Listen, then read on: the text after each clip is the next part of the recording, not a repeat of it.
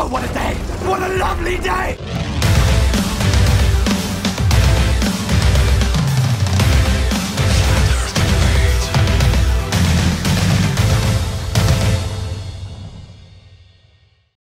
Welcome to Flat Earth Debate, Uncut and After Show.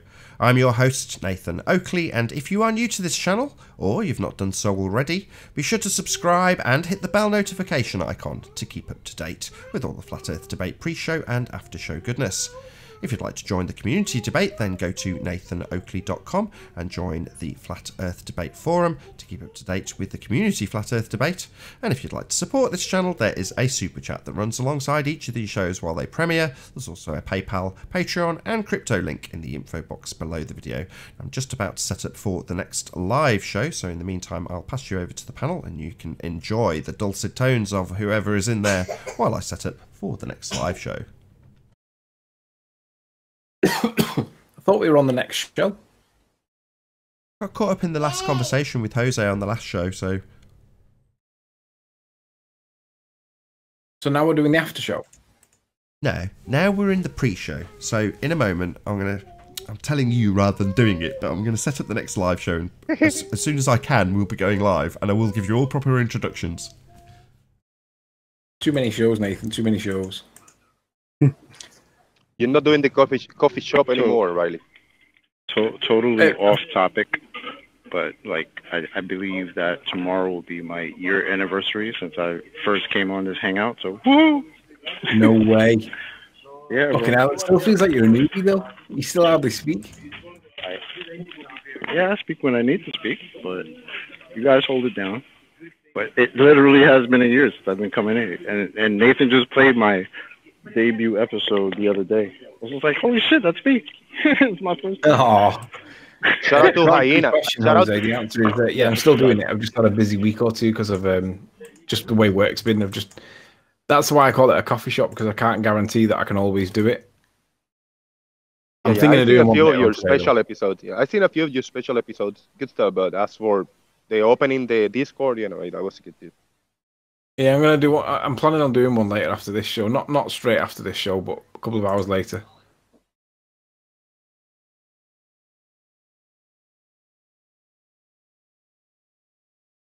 Oh, what a day! What a lovely day!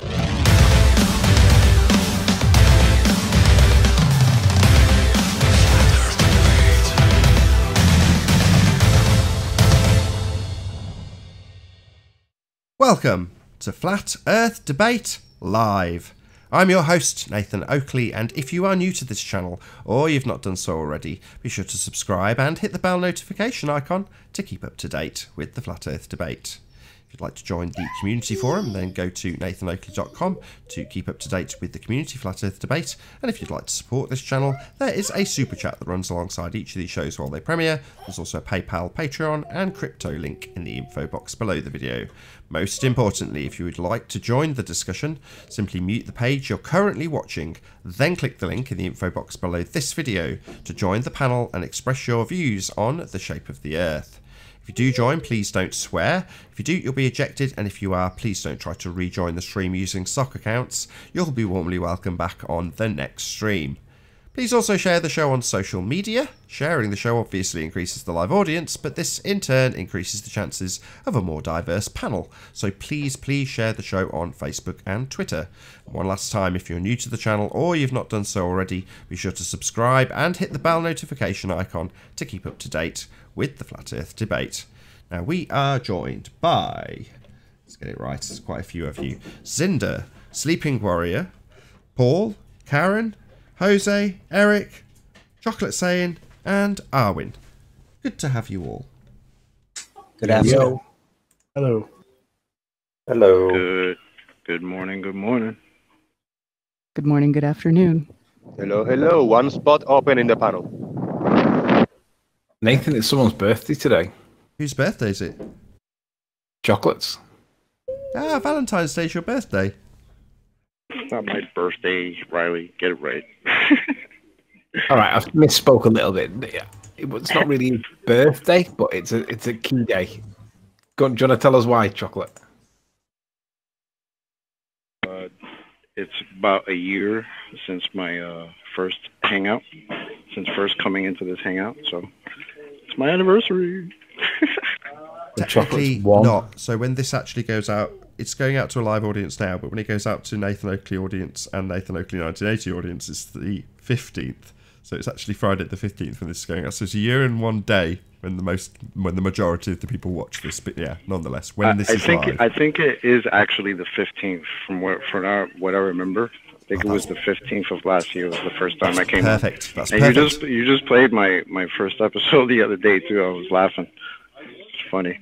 That's excellent. For continuity reasons, today is the 15th, and it is 1 year to the day that we had Chocolate saying on. And I don't know, I look to you quite often recently, Chocolate, because you know, without kissing up too much, you get it. You know, you get the vast majority of this, and are very nonchalant in your support when you just make the point very concisely, nice and softly spoken, unlike me, to whoever is on the panel. Normally in a heated discussion. So, you know, I'm very pleased that you've been here for a year, because you're an excellent, what's the word? Not the word adversary. Not adversary. What's the word I'm looking for?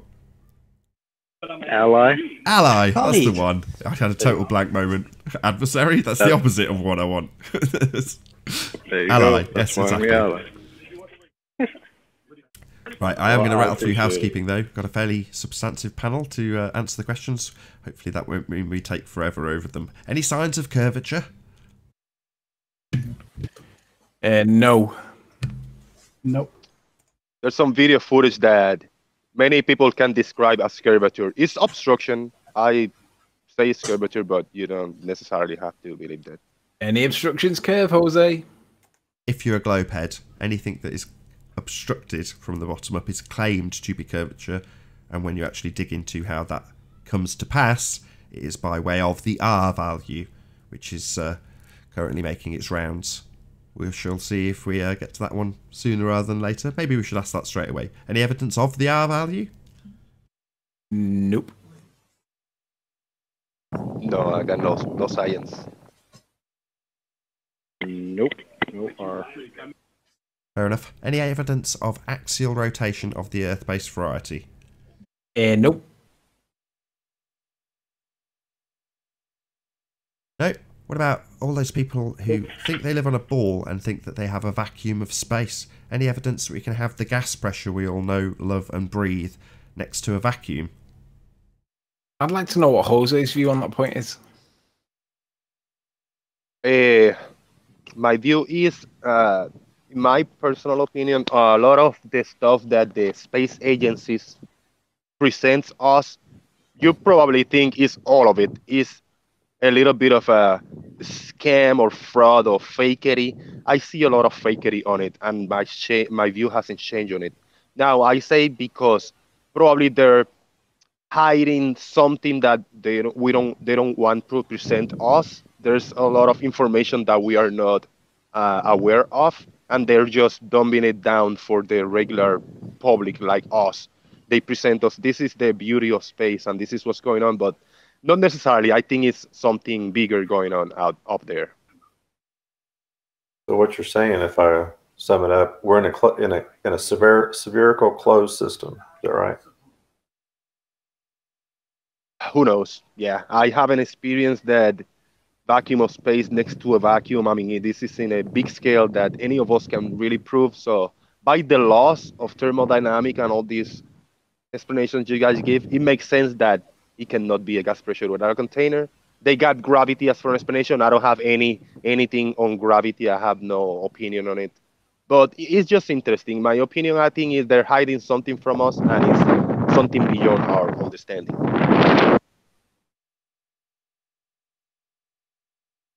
That was quite a comprehensive answer. Well done. Sorry, Anthony, go on. It's quite a comprehensive answer. Well done. Any evidence of a self-perpetuating molten iron core at the centre of said presupposed spherical Earth? Nope. They've only dug eight miles, so. Yeah, 8 miles isn't that much. I saw a pretty picture once in my textbook in school. It was pretty. about scientific evidence of gravity? Only in the movies. No? Nobody? Got a new guest? Nope. Flat Earth Data, how you doing? Good, good. How are you? Superb. Good, good. How are you? How's the day going? Got one last question to get through in housekeeping, I believe, unless I've missed one. Any evidence of the distance to the sun? No. Nope. That's a tricky one because either it's a solid object or a light base, whatever it is in our eyes. There's still an extrapolation that just by observation, it infers that it works on whatever is moving, either the Earth or the Sun. It adds up as for a geometrical, spherical fashion. Does anybody think the sun's tangible or physical? No, not me. Jose, do you think it's physical? I don't know. I really don't. I don't think so. Personally, I don't think so. I think it's some kind of a light-based something. So this is the tricky one because we cannot extrapolate how the light behaves on Earth on our lower in the atmosphere and how the light behaves up there if it's any kind of different physics on all that things, you know. Doesn't it have to be physical? It does. It does emulate physical properties, doesn't it? Does it not? When it moves through a cloud, you can see the this actual physical intensity, and you can see that gradient of intensity. Yeah. Just like the moon, yeah. The moon appears to be a physical rock. Like you zoom in and you can see all the crevices and all this shit. Not necessarily has to be physical, but it appears to be physical. And the sun, using a good solid solar filter, it appears to be physical, but who knows? I mean, we don't know how those lights, intangible for us, behaves and what they are made of and all that good stuff. Well, how I conclude it's physical by observation is obviously the reaction to its environment. In other words, if it's a physical object, it's going to react physically to clouds around it, which you can see the light intensity. The closer to the cloud, the closer the light intensity. To me, that's a representation of a physical observation. I don't know if anybody disagrees with that. But to me, it looks like observably it's a real object in real time affecting the cloud. Like passing by, you know what I mean? You talking about the sun? Talking about both the moon and sun being physical representations and observably so due to how it affects objects around it, particularly the clouds. You can see the sun move. You can see the sun move through the clouds. Therefore, you can see it. You can see its physical reaction in its place against the object of a cloud. Right. Let me address that for a second. Yeah, that's really nice. It's kind of like the crepuscular rays, isn't it? Yeah, you see it. It's there. I'm not going to crepuscular rays. Can I finish? Can I finish my response, please? Like, yeah, when you see it, it's there. Absolutely. And it's like you can tie whatever you see there directly in with the apparent location of these disks, whatever they are. But the thing is that all the remnants of what they give off, the shadow, the light, and the rays, if you look at the exact same apparent location with those clouds and everything, but from another position to the same clouds, you don't get to see any of that. Because it isn't physically there. It's just apparently there. Everything that comes from it, you get to see apparently in relation to you as an observer. Well, I'll give you an example. If I took a flashlight and a fog, or let's say I used a smoke machine and I used a flashlight, I can emulate observably how the light moves through a fog. You can see the intensity of the light and the gradient of the light. You can see that, you can repeat this experiment yourself. So you can see physically, hold on, you can see physically and observably a repeatable experiment to match our observation. In other words, if I took a smoke machine and I took a high-powered light and I put that light through the smoke, you would see it act in observable form what we observe in reality. Is that not correct? No, that's not correct. So you're saying that if I took a flashlight and I took some smoke to simulate the flashlight would be the sun, the smoke machine would be the clouds, and I brought the light through the clouds, you would see because I've done this experiment, you would see. I know. You observably- can paint it out completely So, in its entirety, every detail. Now, exactly what you're saying. No, So- it's so absolutely what I'm saying- nothing like the real thing, because So the real thing observably- in the real world, Hold when on, you do that and you look observably- at it from another location, it doesn't look like that. Okay, so here's That's the thing. the point. Arwen, you're wrong. It just If looks I like took two observers, because if it you looks see you're wrong, similar. and I'll tell But you. when wrong. you walk around the if you flashlight, have- the if you flashlight's have- still going to be physically there, confirmed have and two pointing in observers- that direction. Well, you have if two you do that in the observers- real world with the sun and the moon, then they move with you. It's not alike. That's irrelevant. That's irrelevant to the Oh, question. is it? The Is it? question is, Is it? that's right. Well, how can The you call question- it the that question it works is exactly it- the same Fellas, when it fellas. wasn't? Owen. The Calm question down. is, Calm the down. question is the sun a real, tangible, observable object in the sky? My evidence suggests it is, and here's how I claim that evidence: Right. by And I observable, throw that repeatable. claim in your face. Owen, can you stop interrupting him? It's back and forth so really? far. Now you're it's me. rumpusing It's him. me again. Is it You're time for me rumpusing to him. go again? No, but you're Because I can't rumpusing speak him. up? It started Stop off being a reasonable, princess, and now you're please. talking over him when he's trying to respond to you. Well, he's So if not I had to- responding to me. He's If I had to- bypassing my response. You're not listening to what I'm saying. Yeah, I That's am. why. So if physically, we're looking at physical evidence of the sun, and what I'm saying is this is my observable, repeatable test that two observers could do at two different locations, 10 miles away, 100 miles away. They're going to see the same effect of the physical moon or sun passing in front of clouds, creating a gradient of light, an intensity of light. You can see as the cloud gets closer to the moon or the sun, that cloud grows increasingly brighter and brighter as it moves past.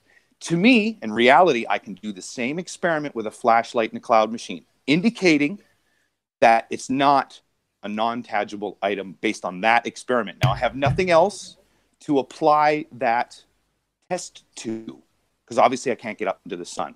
But observably, I observe. Thanks for the sarcasm there, bud.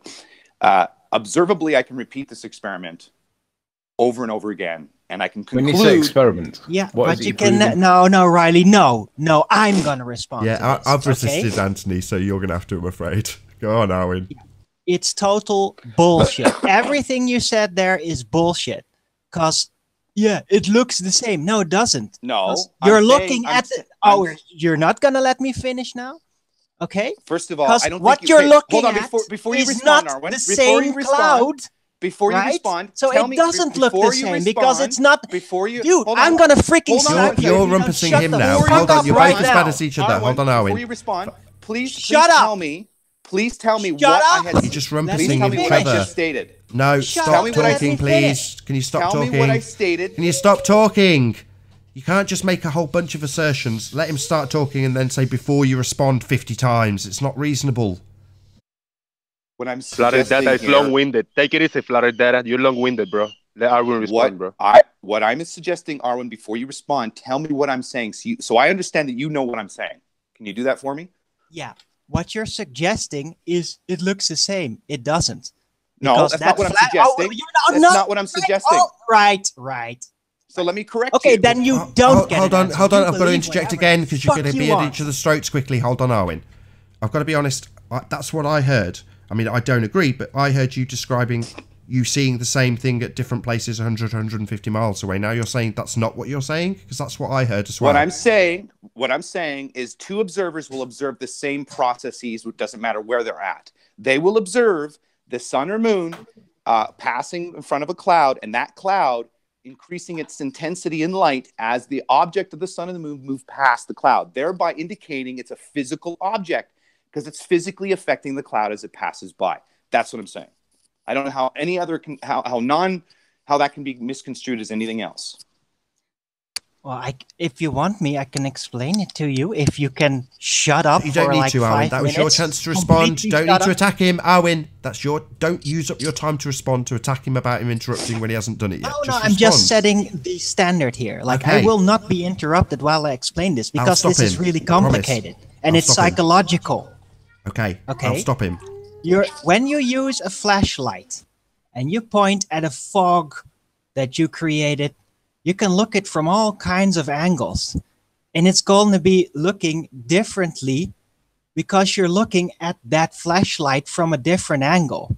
Now, if you apply that to the sun or the moon out there, yeah, it's kind of gonna look the same through different clouds, not the same cloud. If you look at the same cloud but from another location, it's not gonna look the same because it isn't physically there.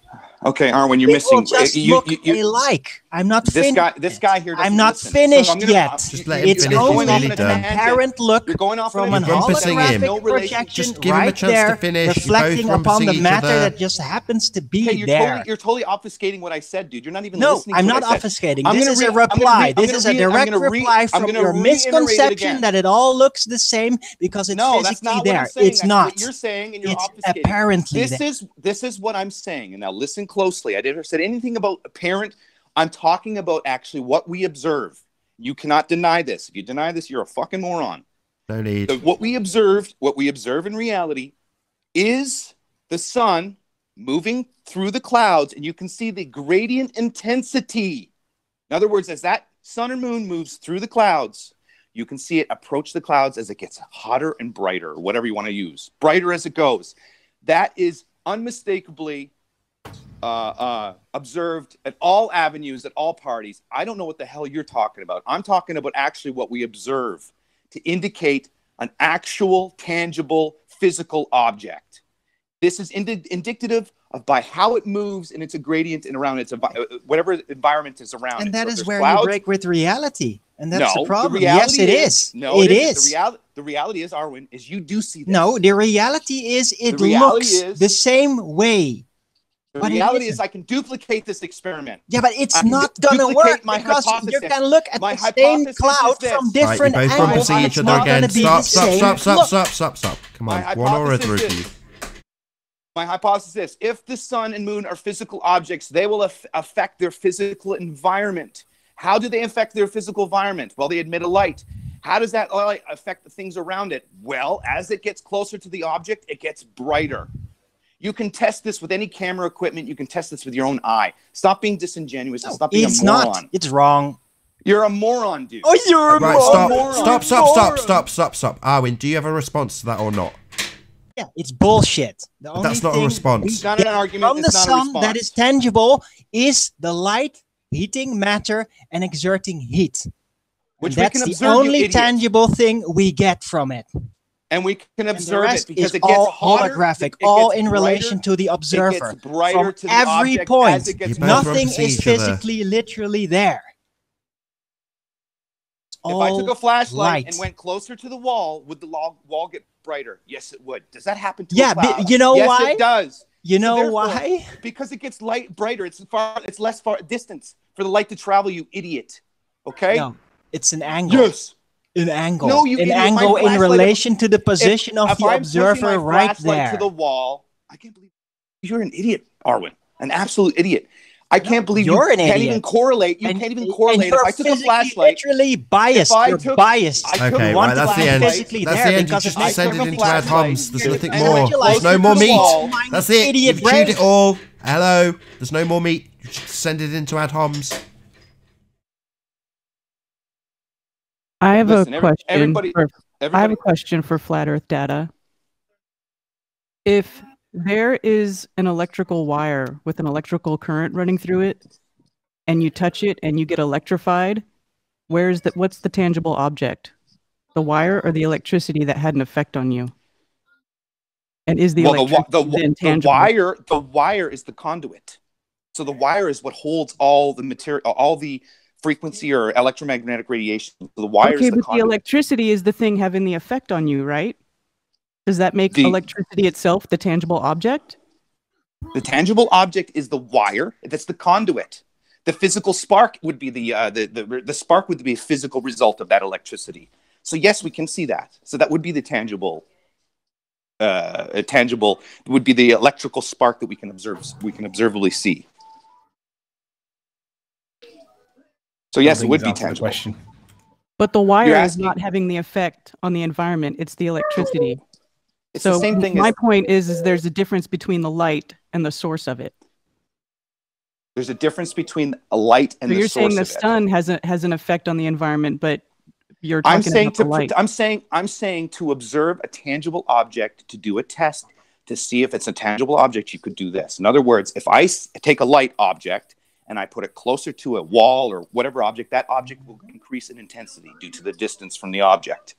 The sun acts in the same manner. So I don't know how you can correlate your wire to the tangibility of electricity and whether that's responsible. I'm actually talking about something we can observe and we can experiment with. In other words, I can take a flashlight. I can see its intensity due to distance. Therefore, the moon and sun act the same way. So I am assuming that they are tangible based on that premise alone. Because I can repeat it and I can observe it. You assume it. You can't confirm it, though. You can confirm that flashlight is physically there, can you? It's not as well. Yeah, you can confirm that flashlight is physically there, can't you? I assume it is by what I observe through experimentation. You know what that's called? What do you observe through experimentation? It's called a presupposition. I can observe reality and test it. You understand? I can test my hypothesis. How do you test yours? Because you have How do you test yours? Hold on, Flat Earth Data, you're being very, very disruptive. Please, can you just contain your verbal diarrhea? So we've got someone else who wants to... You still can't seem to contain yourself. You're very triggered. Just take a breath. I'm trying to say this as a friendly, that you're looking bad by being like I am normally. So, you know, I can relate. Anyway, number one, it's... When you're talking about the sun, you're not performing experiments. Yeah, you're not going to vary an independent variable that tells us what the cause of that sun is. I assure you. No, what I'm going to do is I'm going to assume that you seem to still be struggling to contain your verbal diarrhea. I was in the middle of a sentence. Thank you. I didn't know you were done. I thought you were done. Yeah, you'll know because I'll stop.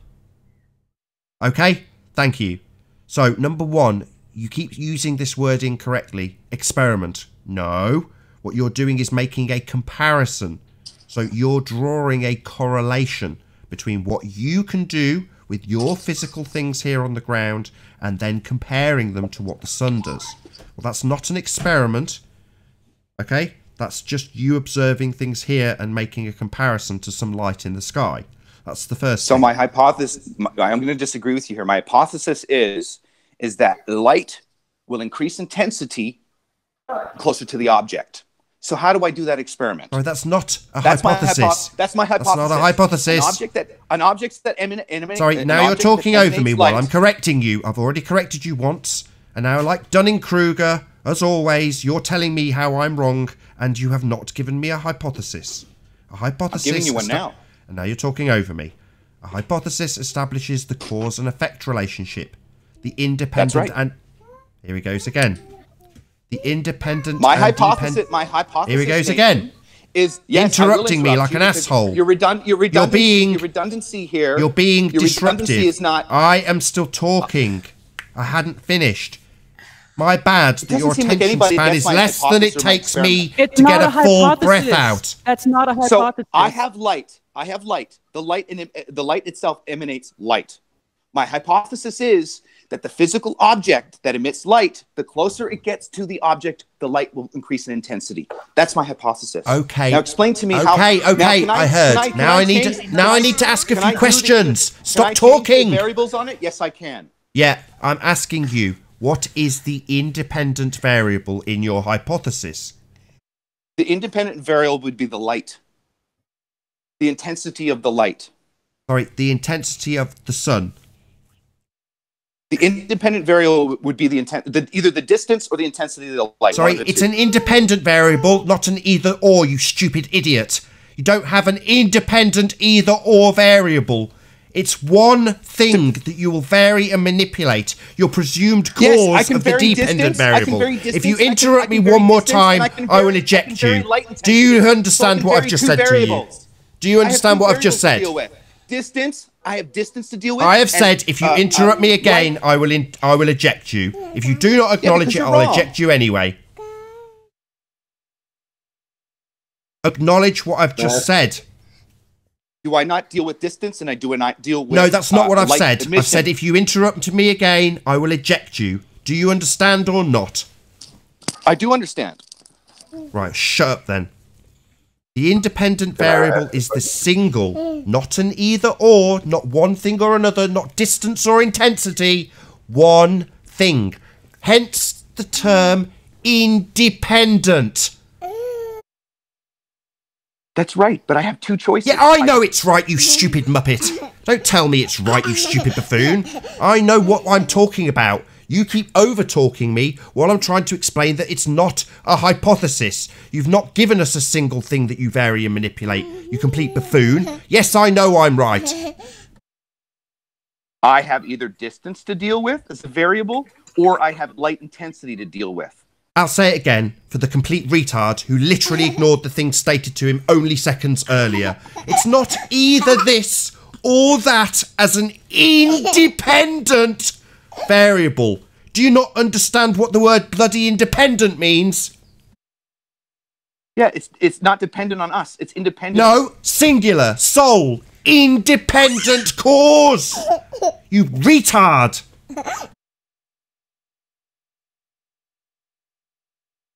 Oh, I don't vary the light and I don't vary the distance? That's not part of my hypothesis, is it? Is that correct?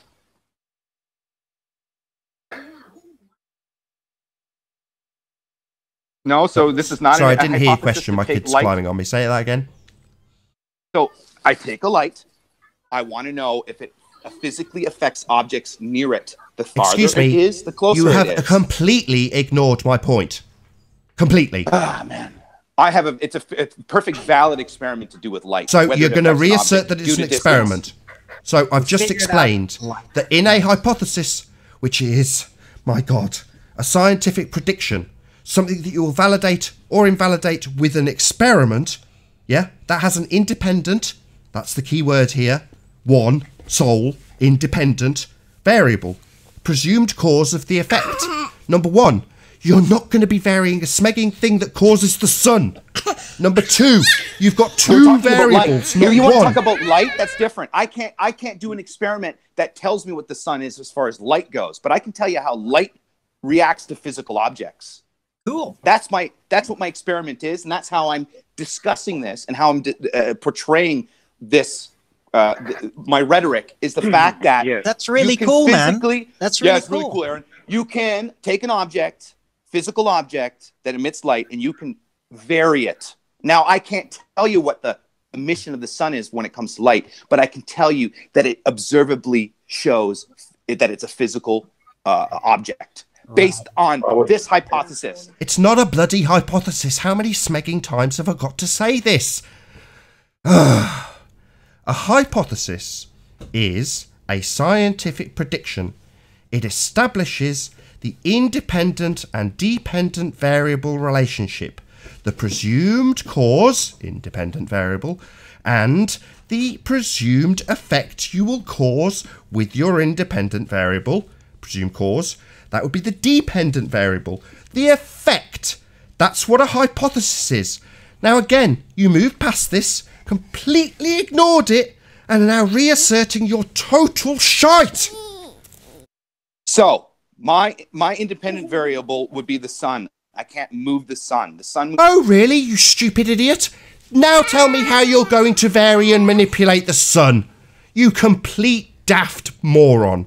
You think you can vary that variable of the sun? You stupid man. I can see at 6 o'clock that it rises here, and I can see it at 6 p.m. and that it sets there. So is that you varying it? Is that you varying it? Is that you varying it? Based on that independent variable. Oh, stupid idiot. Shut up. You're not varying and manipulating the sun. The variance that you as the independent researcher vary and manipulate, not watching the lapse of time and the phenomena continue to happen. That's not you varying it, you stupid man. You can't vary and manipulate the sun. Don't tell me that that's your independent variable, because I'll just shut you up. Eventually I'm going to kick you out because you non-stop rumpusing the hangout.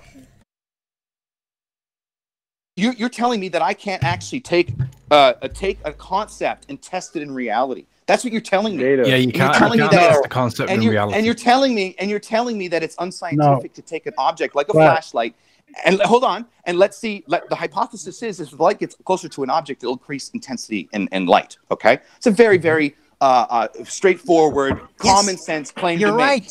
You're right, and you can test that with an actual lamp that is physically there that you can confirm is there. I just said a flashlight. It works like that. Now do the same thing with the sun. So I know the sun. I know the sun sets, and I know the sun rises. Okay, and I know the clouds pass in front of the sun. Now, how am I going to? What can I see that's a comparison in reality to what I observe in reality? What can I do for an experiment? Well, I can take a light, and I can do the very such thing, which is put it close to an object, take it away. Dude. Data. I think the point that you're missing, Data, is that yeah, you can do that with a flashlight and a lamp and all that, and you can make some type of correlation to that with the sun, but you can't do that to the actual sun. So yeah, it's a correlation, and it might to you be evidence that the sun might be physical, but it's just a might. It's just, you know, it's just you're absolutely right. Do I have 100% verification on it? No. But can I emulate my reality with an experiment as such? Yes, I can. Will that Sure. Emulated reality give me an insight on a physicality of the sun? I still have to assume. But does it represent the physics? Of course, because I can't actually get up there, dude. Of course. But can I see what it does? Can I see if it matches my natural environment and what I do? It can and it does. And I can also repeat this in my natural environment. But yes, you're right, guys. At the end of the day, I still have to assume. I don't know what causes the sun to create its light the way it does. Can I just ask? Sorry, not when he's giving me my concession that I want, Anthony. You can afterwards. So you can't establish what causes it. That's what you're trying to do in a hypothesis. So establish the bloody cause. I can't. You're asking me what causes the light of the sun? No, I'm not asking you that. I'm asking you. I'm not asking you anything. I'm telling you, you don't have a hypothesis, but you kept reasserting it. Now you're saying I can't tell you, and now you're talking over me while I make my bloody point. Because you're telling me I don't have a hypothesis. Last chance. I do. Right? You keep asserting you have science. Is he talking over me again? No, valid. Nathan, you used the word valid hypothesis. A hypothesis is a scientific prediction. Okay, if he hasn't got a hypothesis, I'm just going to kick him out. He's pissing me off so much. He cannot shut his stupid mouth. Right. You don't have as soon as I leave a small pause to check if he's going to interrupt me again, he does. That's your last chance, asshole. I'm absolutely tired of it. Sorry, that was me. Oh, was it? The thing is, Nathan, he's been trolling in chat for weeks and literally being like repugnant to everybody. And when he comes on the show, he's just another asshole. Scientifically illiterate. Well, is he a disker? Like a fanatical disker? Is that what he was trying to do? I've only ever seen him trolling. I've never seen him like having decent discussions or back and forth with anybody, just being like a repulsive individual, a subhuman.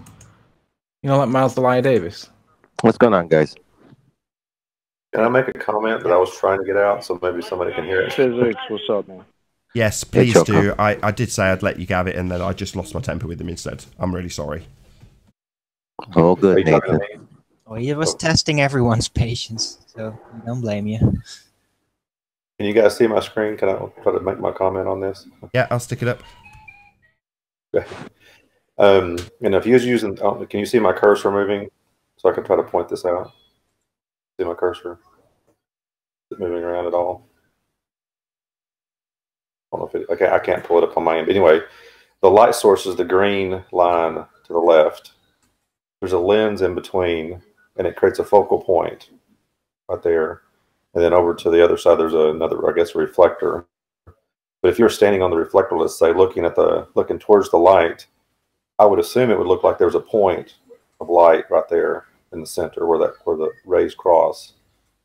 You can actually move this lens back and forth, and it would actually probably move this focal point in and out accordingly. So looking from the ground upward, it would be a focal point, which is I think what the sun to me could be potentially. I would agree that there could be an aspect of being physical. We just don't know. But to me, this would show just a way of that it could be a non-physical object, and the source of the light is from somewhere else. And if you wanted to vary the point of light, you'd have to vary the lens here at some point to move it back and forth to show where it would be. But Obviously, we can't do that. That's what I was going to try to get into on his point, but obviously I never made it there. You understand what I was trying to say? You said what I was trying to say. Does that make sense? For me, it's the fact that it doesn't triangulate that strongly implies that it's not actually physical. Right. I kind of get where he was trying to get at. Like, maybe to him, that's his, you know, it's what convinces him that it's physical. Because I'm not going to lie, it does feel physical to me when I go outside and the sun is beaming on me and I'm hot. So it does feel like there is something physical to that. But that doesn't prove to me that it's a thing up there. I mean, I don't know what it is. I don't know where that light's coming from. I don't know how I'm feeling the heat because I can't go up there and analyze it. So until then, it's just what it is. Right. Even his assumption that, oh, if you get closer to that light, that flashlight, oh, there's more heat, there's more light. So yeah, I don't think that works the same with the sun at any point. The light coming from it is always the same. No matter the distance to the apparent disk, there is really none. It's always the same apparent distance, edge of vision, wherever you are located. And yeah, if something is in between, then yeah, the light will be obstructed. But there is no point, like, let's get closer to that sun and then more heat comes. No, it's the same. Yeah, but the amount isn't always the same. In winter, there is less light coming to us. No, but that's the No, it's the same light. itself We're just getting less of it. But the distance factor, you can prove that with a flashlight. You can actually vary the distance because you have confirmation that it is physical in a physical, literal location. So yeah, that makes sense. But when you do that with the sun, it turns out you can't do that with the sun. And that is the whole point. Yeah, but I've never seen light that doesn't come from a light source. And every light source I've seen is physical. So the burden of proof lies on you guys proving that it Actually, is that's physical. not true. That's not true. Projector lights, they're not physical, are they? Where does it come from? Yeah, but Oh, where right, I get you. does it come from? All right, ignore me. It Carry always on. come from a physical Hold on. thing. No, I totally agree with that point. So, you if assume for the that sake it of argument, if you have an example where you have a window for the sake of argument, and on the other side of the window, you've got a whole bunch of, nature. So it's open to the elements. And I put a really intense laser light on that window and move it across the window. The animals that are on the other side of that window are directly affected by the hotspot that is produced on that window. And from their perspective, they just see the hotspot. They see the light emanating heat from the surface of the window. So as far as those insects are concerned, that's the light and it does what it does. And they aren't aware that I'm holding a bloody laser pen and pointing it at the window. They're just directly affected by a piece of light that's coming off a surface of a pane of glass. Well, that's a projected light. You haven't got a clue where the source is, and the insects haven't got a clue, and we've got a light up in the sky that we've not been to, haven't checked, don't know what it's produced by or how it's come to pass. So to say, well, it's a burden of proof on you to prove it's intangible, no, by definition it's intangible.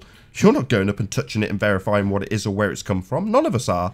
So it's not on our laps to prove it. It's on the people who say it is a physical object. It's 93 million miles away.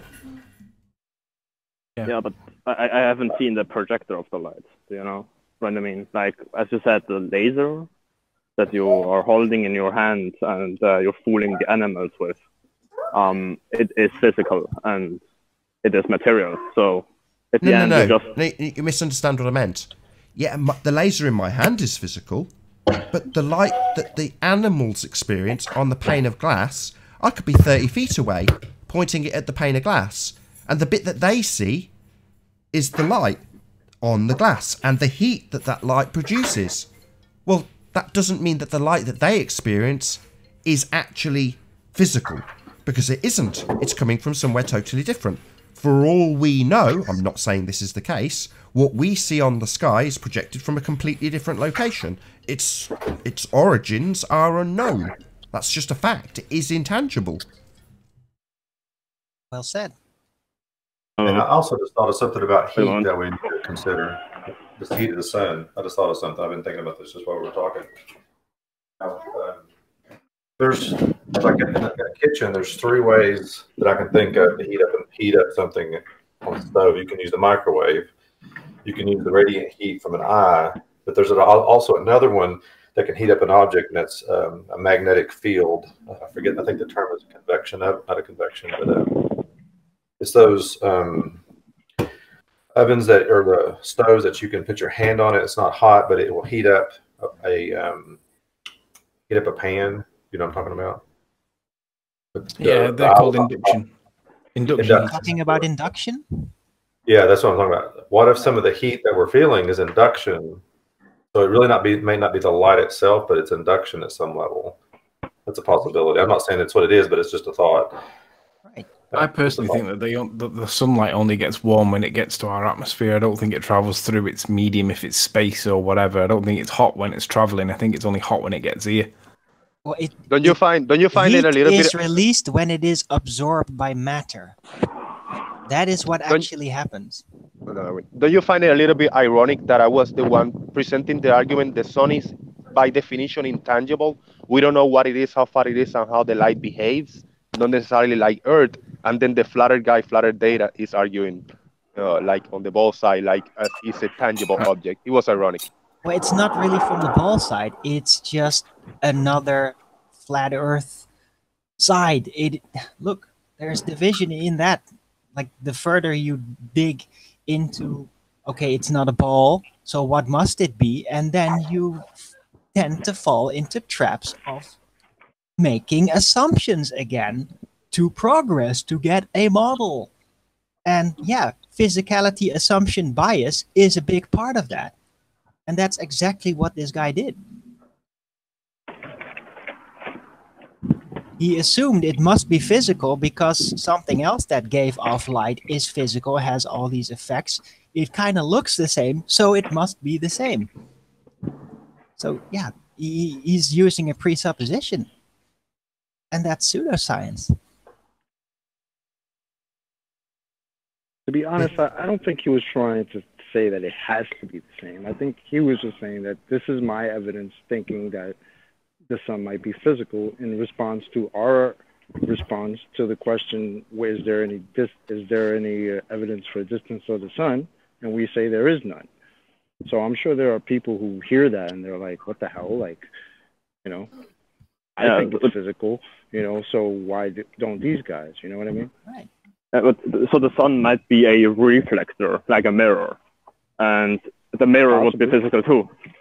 Well, right, but we can't see the mirror. We just see the reflection or whatever it's bouncing off of. Yeah.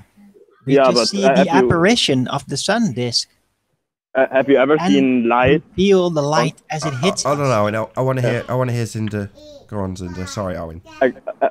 Have you ever seen light reflecting off something non-physical? No. Yeah, that's a problem because... Sorry, have I seen light reflecting off something non-physical? Go on, sorry, I'm outside, I can't hear you it's okay. very well. What's the question? I've got a terrible cold and a kid in the background, so I'm struggling to hear as well.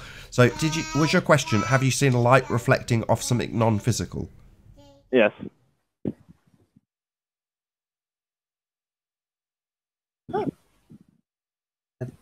That can't say that like I have. Oxymoron. Yeah, I haven't seen that either. The thing is, like, I can only base my reality on things I can observe and can experience, right? So, I've heard the argument of a hologram, right?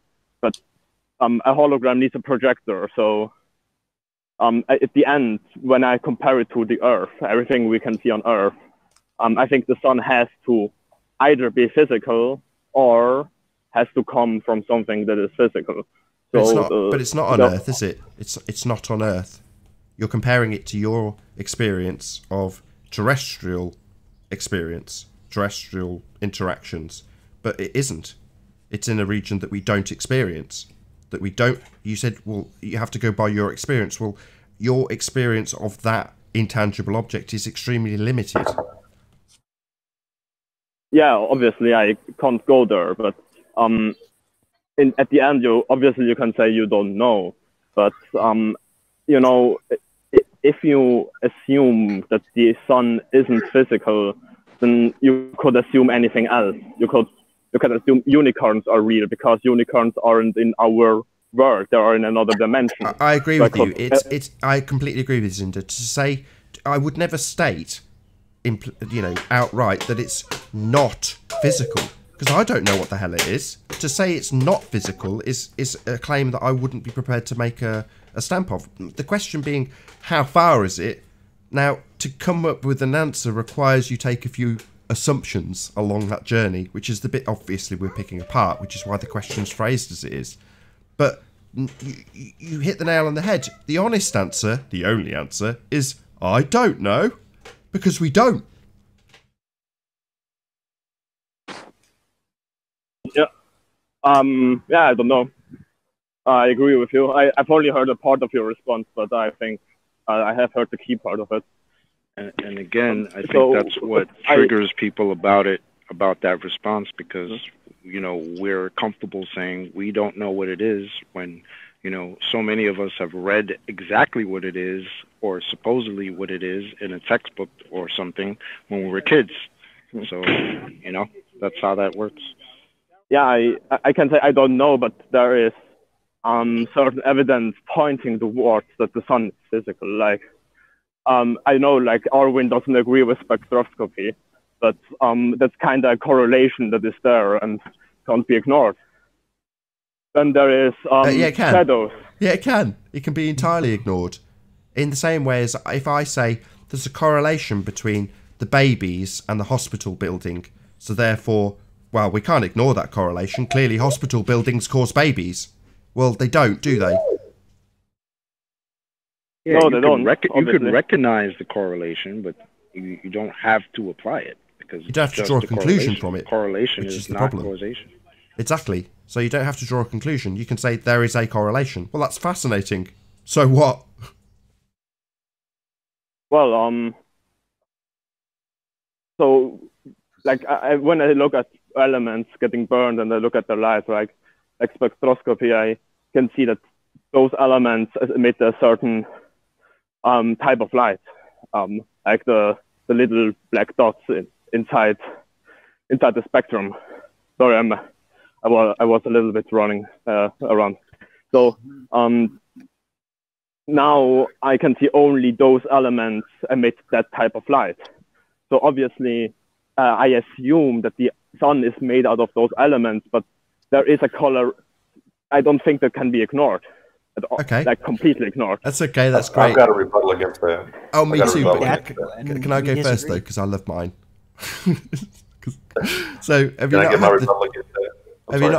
not had the transsexual spectroscopy example used before on Uzinder? I don't think so. I don't remember. Oh, excellent. Then you'll be unfamiliar. So we have a similar scenario. We're on the edge of a lake, and what we've got is binoculars, telescopes, various different instruments that can detect scents in the air, all sorts of clever things that we can use to analyse things that we see in our telescope. And on the other side of the lake, what you see is what seems to be the outline of a beautiful woman with high heels and a dress and a scarf, long flowing blonde hair. You can even focus right in on her blue eyes. And then from this side of the lake, you can make all kinds of comparisons, because I've got 10 almost identical women lined up on this side of the lake.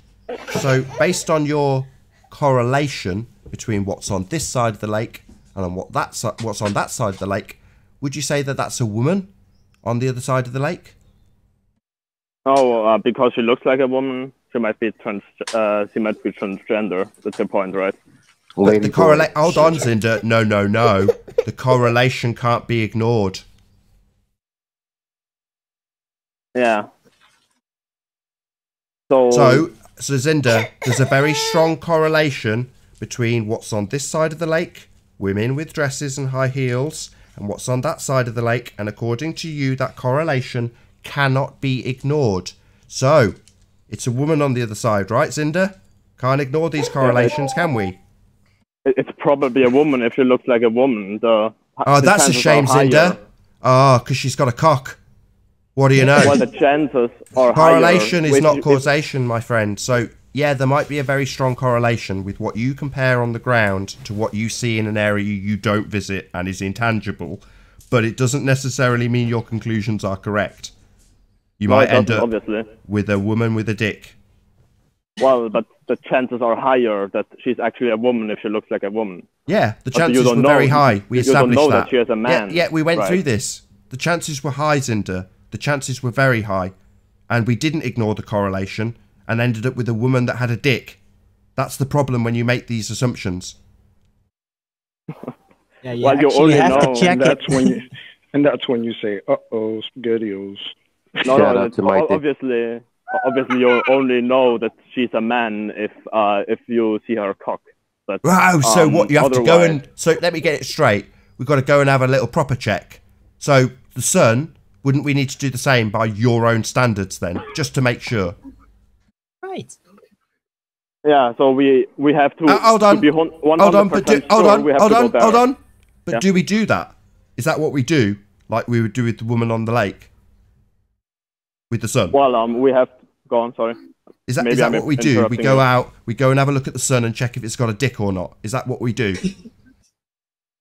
Yes, we have to be 100% sure. We have to go there and check if the sun has a dick or not. Right, so has somebody gone and pulled the pants of the... Has somebody done that then? Gone and pulled the sun's pants down or not?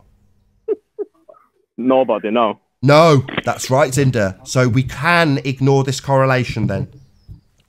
You can ignore, but I'm going to. I'm going to, because there's no need to pay it any credence whatsoever. Sorry.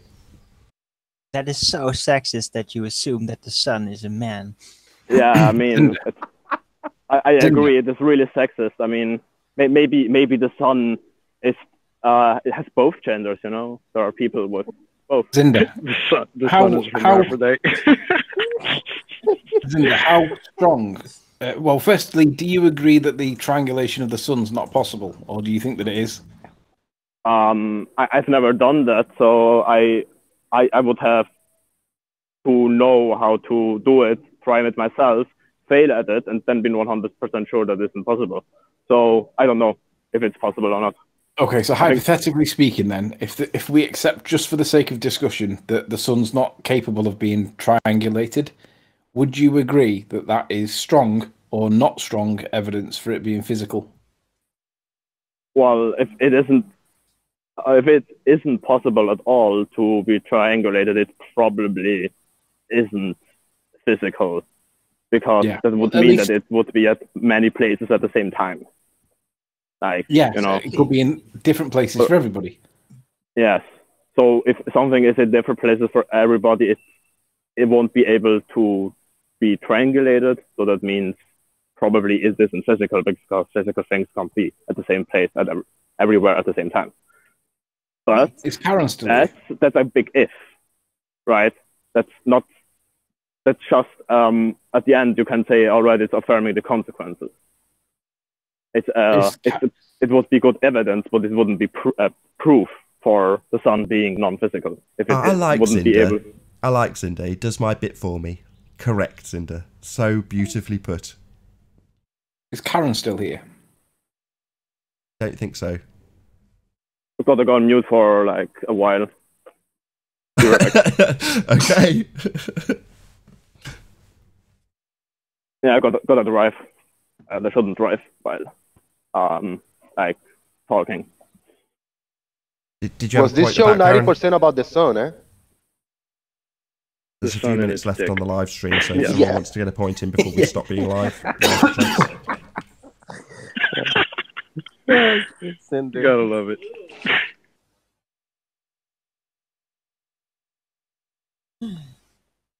No? Any last points just before we round out the live show? Anthony? It was ironic how flat earth data came in hot being a flat earther instead of talk and being more, having more of a dialogue, and he couldn't help himself in his pride or whatever his issue is. No good. not a good look for flat Earth on his case. Right. And I wanted to make one final statement for us all, and that is for anyone out there watching this debate, okay? Flat earthers are not gender biased towards the sun.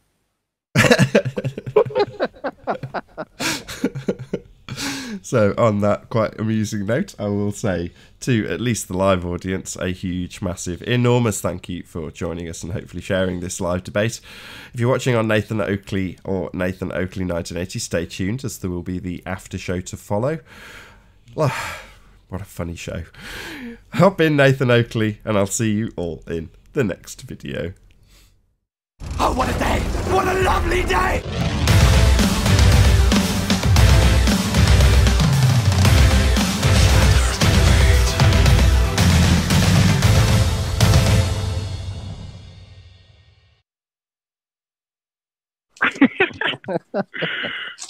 It just looks like we're too busy fighting with each other so far. Yeah. What it is. It's been kind of a heated year already, right? Yeah. The year just started, and a lot of emotions flaring up. Oh, that's true. That's true. And I'm pretty sure Flat Earth data will be somewhere on the ship, so we're gonna have to talk about what he's just talking about, I guess.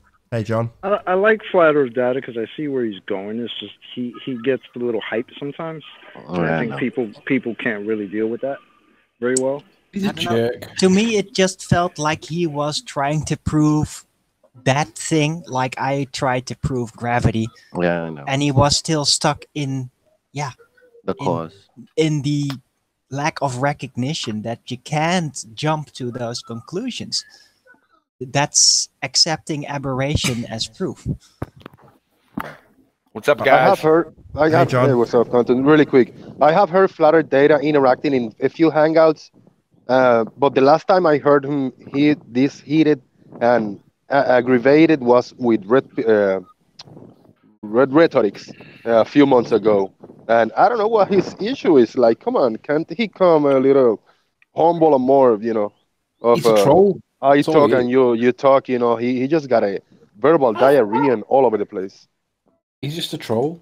What's I going don't on, think John? he's here to ask questions. I think he's here to obfuscate no matter what. I don't know. It felt to me like he was trying to reaffirm his pseudoscience model. And you need the sun to be physical and in a literal position to do that.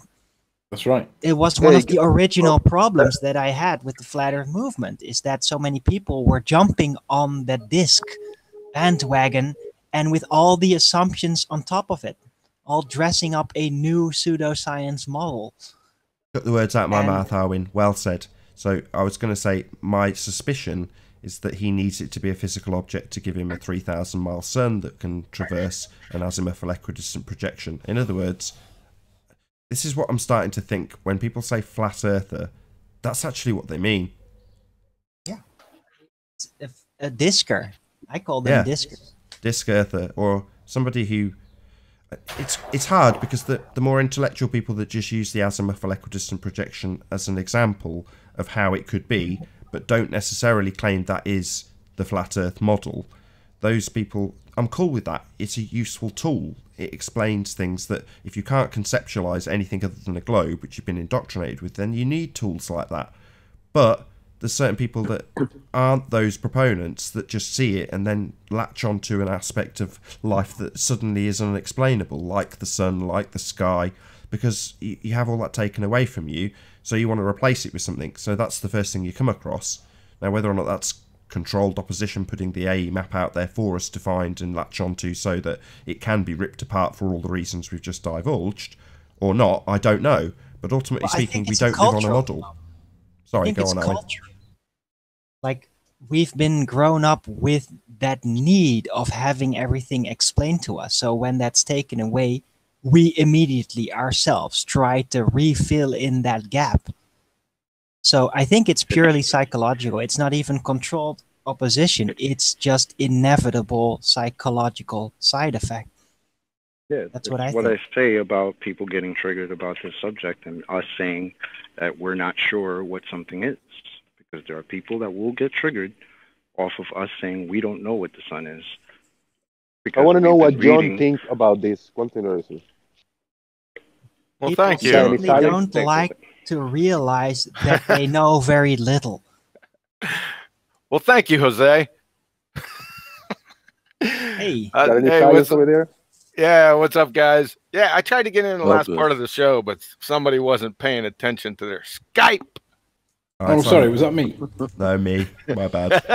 It was both of you. Calling Nathan, and then I messaged Anthony, and not getting any response. I'm Nothing. playing Command and Conquer and kicking ass. it So was very heated, so we were quite distracted. I did have something to say about to Zinder. Is Zinder still here? He is. Yes. He brought up spectroscopy, right? But there's a difference between terrestrial spectroscopy and celestial spectroscopy, and I want him to tell me what that difference is. refraction. No. Nope. He's on mute at the Affirming moment. the He did say he was consequence. going to duck away for a few minutes, so it might be the case that you have to repeat it when he comes back to the mic. I'm sure he'll let us know when he is back in front of it. So he's still here, but he's just not, he did say he was slipping away for a couple of minutes. John, there's is it routed in affirming the consequent by any chance? No, it's routed in a big assumption, and that assumption has been recently falsified, and it has to do with black body radiation. And see, there's a big difference between putting something in a spectrometer right here on Earth, firing it up, and what they're doing is they're just getting a diffraction pattern. We talked about this in the quantum mechanics presentation. See, there's nothing wrong with that. However, when you extrapolate, when you say spectroscopy, and then you move yourself from the Earth into celestial objects, that's a whole different ball of wax, right? So I don't know whether he knows what the problem is or whether he's just, parroting spectroscopy. It's a great word, and there's a lot of applications to it here on Earth, right? But that's not stellar spectroscopy by no stretch of the imagination. So let's wait till he comes back. It is like the analysis of, oh, look, the sun is giving off all these types of light. And we can then reverse engineer, conclude that because of the colors of light correlate with spectroscopy of materials, the light that come off them, thus the sun must be comprised of those materials. It's a P is Q, therefore Q must be P. Arwin, no, you're making too much sense. Come on. Yeah, well, I don't know about whether it's an affirming the consequent form of logical fallacy. There's just an assumption based. They're extrapolating from a known terrestrial spectroscopy, which is nothing wrong with that. They're extrapolating that by using just the word spectroscopy, but you're see, there's a big difference between putting something in a spectrometer here on Earth, right? And then receiving, and I'm saying wavelengths here just to stay inside the convention, right? Because photons are not frigging waves, but there's a big difference between getting wavelengths from a distant object through a medium, right, that has already been invalidated. I mean, we don't even know the medium. That's a big problem. There's a lot of things that could be between us and it, and you have to know everything, and you have to know all of it, but you don't. That's the problem. Well, if you have to figure out what is in between, then first you actually have to confirm that it is actually there and there is something in between. Because as far as I know, if you go up, then all the bodies, all the heavenly bodies, all pretty much bend away. Yeah. Well, we'll talk about it when Zinder comes back. And I just caught the last part of your flat Earth data, just when he got kicked. What was he trying? What was he trying? Was he trying to make a hypothesis or something? Yep. He was trying to claim that because a flashlight has light and gives off all these patterns, that therefore the sun must be exactly like that. And yeah. What was his hypothesis? He didn't have one. He's just drawing a false equivalency and then saying he's got a hypothesis based on what he observes with his flashlight on the ground, and even conceded that he's not establishing the cause, but then simultaneously saying his independent variable is the sun. So it's a complete clusterfuck, and very frustrating when you just want him to concede that please don't use the word hypothesis because you haven't got one. No, I have got a hypothesis. Ugh. And then I explain why, and he doesn't want to know. He just wants to reassert that he's got a hypothesis. In other words, like so many people are guilty of, that's a really romantic word that makes you sound smart if you use it. So he wants to use it regardless of my objections. Sure. He obviously hasn't been keeping up to date with the flat Earth debate. Okay, John, Quantum Eraser. If I say the Earth is spherical and this is the drawings, CGI composites and pictures of it, I show you 1,000 pictures of those and they look similar to each other. I'm going to want at least 3 pictures of your flat Earth. What do you got for me? You want 3 pictures? You know I'm not a picture guy. We talked about this, Jose. I think they're sight gags for the most part because you can't never validate them. You have to look at your underlying claim. See, if somebody takes a picture and says, okay, let's say we see a boat that's obstructed, right, off in the far distance. And you say, well, here, well, see, that boat is obstructed, and therefore the Earth has a curve or the Earth is spherical. However, what you're actually saying is you're implying a cause and effect relationship, right? The cause of that obstruction is Earth curvature, right? So we have this little thing that we have called the scientific method that adjudicates cause and effect relationship, right? So essentially, you have to show by experiment that your claim is confirmed and validated, but you can't do it because your cause is not a viable independent variable. Your cause is the Earth is spherical. Well, you can't manipulate that, right? The researcher must be able to manipulate the independent variable, and they can't do it. So you can't rule out any other variables that are causing that obstruction, not only the ones you know, what about the things that you don't know? That's the problem. That's why we conduct experiments, so we can confirm and validate that the cause is the actual cause. Is that good? And now from a spectator point of view, you're just taking a picture. From a spectator point of view, I say now, like, I understand that he asked for pictures and he got a science explanation on how science works. So how about that picture now? No, there's not a science explanation. Science doesn't say anything. There's no science in this. You see, making an observation, then conjuring a story that matches the observation, that's not science. That's conjuring a just-so story. That has nothing to do with science. You didn't do anything. You just observed something and then made up a story. Well, I can make up a story too. Well, okay, we see this boat. It's being obstructed. My story, my explanation is that there are invisible 3-toed gnomes. There's stacks of them, right?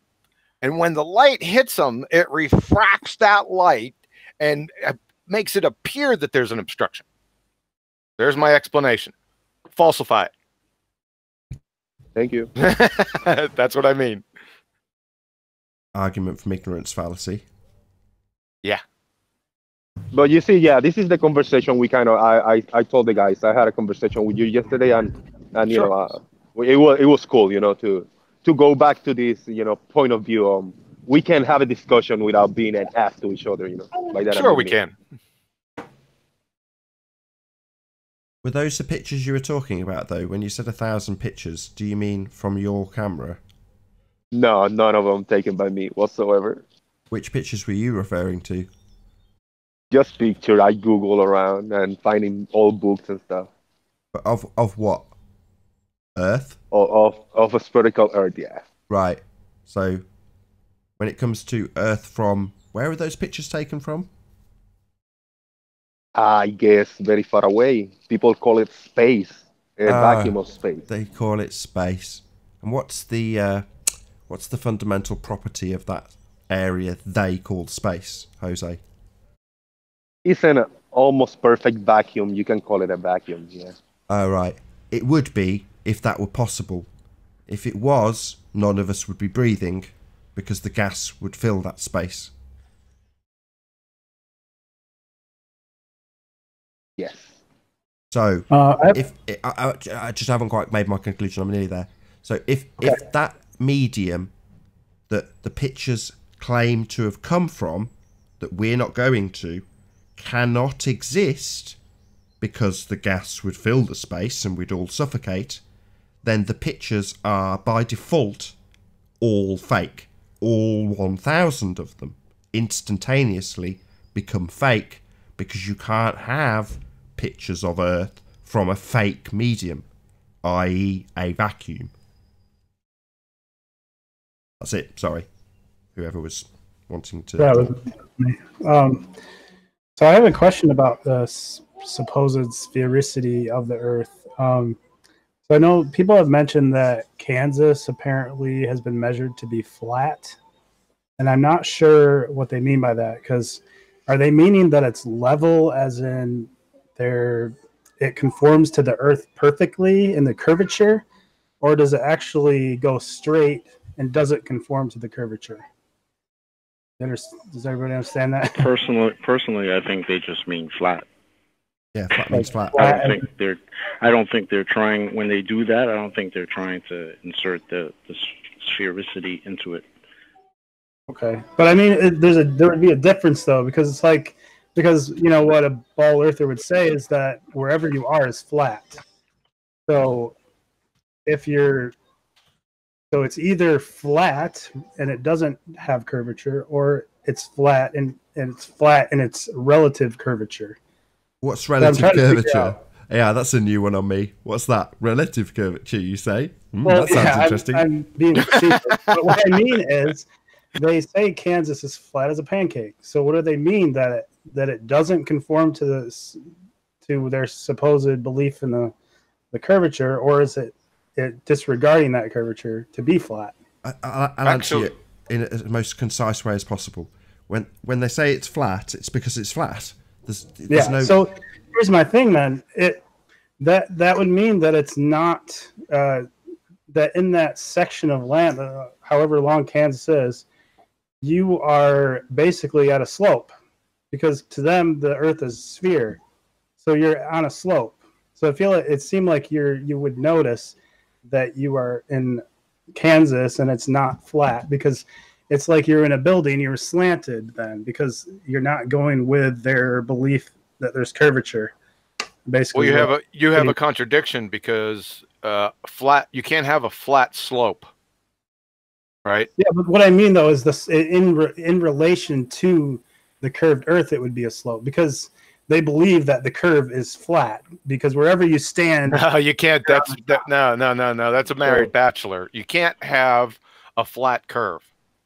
Well, I know, but you know, the spirit level, wherever you are, it's flat to them. Yeah, I know what you're doing. You're trying to play devil's advocate a little bit here, but that's okay. Flat is level. Level is flat. They're synonymous. Yeah. So that's what I'm saying, is that if Kansas is truly flat and they believe there's curvature, then we would feel the difference. We would feel that we're not aligned with the Earth. We would feel like we're like, oh, I'm getting pushed a little this way because the center of the Earth is actually not down. You know, that's all. I think Kansas is the 6th one. I think Florida takes the #1 spot, if I'm not mistaken. Yeah, I know the Earth is flat. But wouldn't this explain why now all of a sudden now we have this Sorry, John, I just want to get this in, because I didn't think that was what John was going to say. So, I'm sorry. In terms of I know what you're trying to say, Eric. You're saying if they're saying it's flat, but it's basically still a flat spot on a sphere. Well, yeah. As John says, it's a geometric impossibility. But what it usually goes to isn't what it went to this time, and I'm going to stick the icon on, which is the salt flats. So, I don't want to steal your thunder, John. You do a much better job of explaining it than I do. No, I mean, I don't know why people were continuing to try and validate whether the Earth is flat or a sphere. I already did this. I have 5 proofs in a video that we did on this very channel. Oh, are people? I don't know. Is this willful ignorance or something? I keep on bringing them up, and people haven't even seen them. I've been on Discord, and they say, "No, we haven't seen those." I'm sitting there. Come on, people. Right? They're lying. Well, they're on a probably, playlist, and they probably try to actively avoid your 5 proofs. Yeah. There's a couple they don't people. want that. There's a couple people that called it a scary movie. I'm not kidding, man. They told me I don't watch scary movies because it's very scary. If you're a sphere believer, it's over. The salt flats by itself, and there's 5 of them. I have Flight, the salt flats, the Evolved Sea Sparrow missile, Block 1, the Vacuum of Space, and the Coriolis effect. It's over. It destroys them all. You know what? I could just leave it at 1. There's only one proof that destroys the whole thing, and that is, guess what? Can't have a gas pressure without a container. I would agree. That is the single best. I said that to Jaron when he interviewed me. I said the single best globe debunking there is the second law of thermodynamics violation, that is the vacuum of space. Exactly. It destroys their whole heliocentric reification fallacy, i.e. model. Right? It like takes its foundational pillars and just pulverizes them. Right? I got into a discussion yesterday, John, which was quite amusing, with one of the chat trolls, and the subject was the movie Spaceballs. Have you seen that movie? Yeah, a long time ago. It was hilarious. Well, in Spaceballs, there's a scene where they decide that they're going to remove all of the gas from Earth, and what happens is they bring along this spaceship that turns into a giant maid with a vacuum cleaner. And what they do that's right. That's right. I forgot about that. Suck to blow. That's the one. But what they do to make it make sense, because the gag would have no... It wouldn't make sense if they didn't insert this extra element, which is a giant sphere dome all around the planet with a hatch. So they have to lift the hatch, put the vacuum over the top of it, and then suck all of the oxygen or whatever combination of gases out into the vacuum in the Megamaid. But obviously, they're having to basically make the heliocentric model make a little bit more sense in the suspension of disbelief that is the movie Spaceballs. Because in reality, that's a second law of violation that they can't get around to make the gag work. In other words, if they presented it like the fantasists that believe they live on a sphere actually have it represented to them, you've got the gas pressure right next to the vacuum. So what's Megamaid going to come and do? It's like, well, she's in the vacuum of space and she's got a vacuum. The gag stops working. So they had to put a dome around it all. Nathan, that's great, because as much as I love Spaceballs, I didn't even think about that point, that they put a dome around the freaking planet in order for that to work. Since I became a flat earther, I haven't really thought about Spaceballs like that. Right. But they did install those domes to protect from the Spaceball Empire, which was stealing air constantly. That would, but again, the whole stealing air thing would not work if they didn't have that container. That's the whole point. I'm shocked. I'm shocked that you guys remember the plot. I haven't seen that movie in 20 years. Oh, I could sit here and narrate that whole movie for you. I was going to say, that's my movie right there. It's our generation, John. My brains are sinking into my feet. We can't stop. We have to slow down first. We were of the generation that played VCR tapes. They thought we can shut up. We were of the generation that played VCR tapes. No, he literally won't let me say it. We were of the generation that played VCR tapes over and over and over again as kids, because we're all similar ages, but you're a little bit older, so you probably watched it once or twice at the most, maybe once more 10 years later on TV. I watched it 100 times. Thanks a lot, Nathan. Say again? Thanks a lot, man. Well, you're only one generation older than us. Have you guys seen the clip of two 17-year-olds trying to make a phone call using the old, you know, where you put your finger in and you run it round in a circle, then let go, run it round in a circle, then let go? Can't remember what they're called, but rotary phone. Yeah, rotary. Is that what they're called? Rotary phones, right? Yeah. So just type in YouTube. 17-year-olds try using rotary phone. It's funny as fuck. Back in the day, if you had a broken rotary phone, it's just pulse code modulation. That's all it's doing, and you can replicate the pulses to dial the number. So in other words, you lift the receiver, you go to dial it, and the spring's gone in the stupid dialy thing. But if you knew the number, you could tap it. You could just tap the receiver to make the pulses. Yeah, that's correct. I think you can still do pulses now, you know, if you have an old phone. I don't doubt it. I'm sure the system probably still would work. Although it's probably gone digital now, so maybe not. We had the big extension cords on them. See, at first, you know, when I was young, they didn't have the long. You couldn't go too far away from the phone, right? But then later on, they got these long extensions, right? And you could walk. You could. I have one.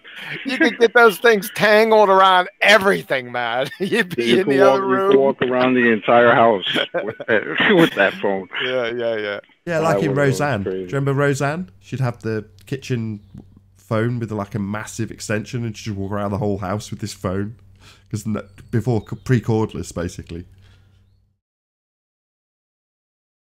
Too how funny. I've got onto this with Flat Earth, but there is a bit of a dispute, is that the right word at the moment, with the mud flood people about the origins of technology.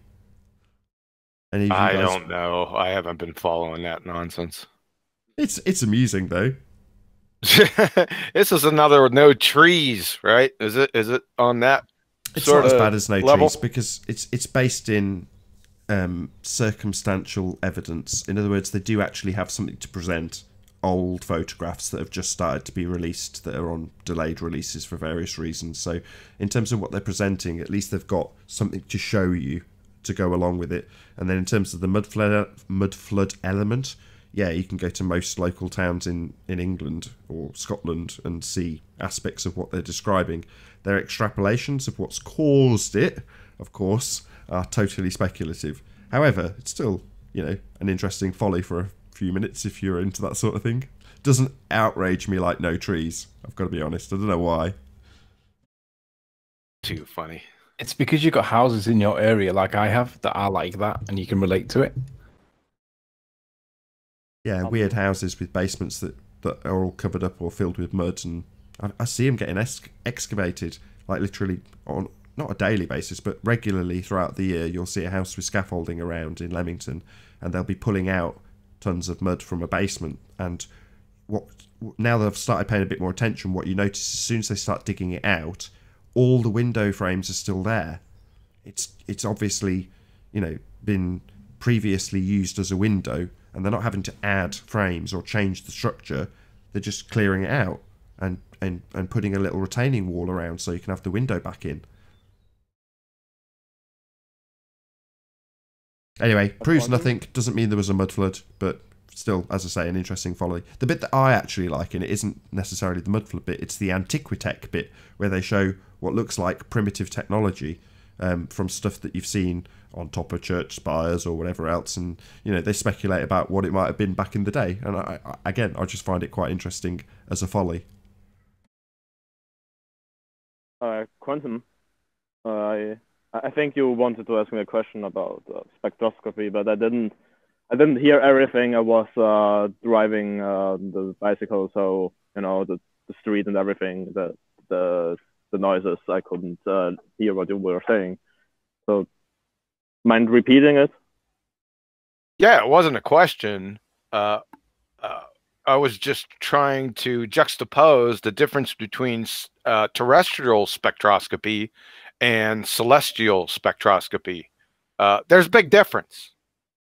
So invoking spectroscopy is just a word, and saying that, well, since we can identify elements on Earth, terrestrial spectroscopy, therefore we can just as easy use spectroscopy for celestial objects and accomplish the same goal. That's factually incorrect. Yeah, I don't know if that's true, but I've heard that helium was discovered by looking at the sun's light, right? Like 30 years before they actually found helium. I have no idea. I can cite it. I'm on my phone right now, so I can't I can't send it to you, but when I find the article, I mean that's history, so I don't know how far reliable it is. So no, Did they find that's sulfur fine. when looking at? Did they find sulfur when looking at hell? Yeah, right. What? But there's a what I want you to do is I want you to do this for yourself. I want you to look at the main assumption there is for stellar spectroscopy, and we'll talk about it. Oh, like those are physical objects. That's kind of the assumption, right? No, there's a major assumption that's been recently falsified concerning black body radiation. Oh, okay. I want you to go concentrate on black body radiation, and you're going to run into it. I want you to do it because it's better when I don't say it and you find it out for yourself. Now, as for the sun, remember they say it's a huge nuclear fusion reactor, right? Oh, yes. Remember, and I did a presentation on this channel. Here we go again. I did a presentation on this channel some time ago on the sun and why it's a second law thermodynamics violation. And they already know it. I mean, these quote unquote scientists already admit to it. They say it is a frigging slap in your face second law thermodynamics violation, but they just whistle past the graveyard and continue with this nuclear reactor. It's horseshit. So is fusion itself a violation, or is the sun making fusion a violation? The problem is that the inner core, this is what their story is. The inner core of the sun is 15 million Kelvin.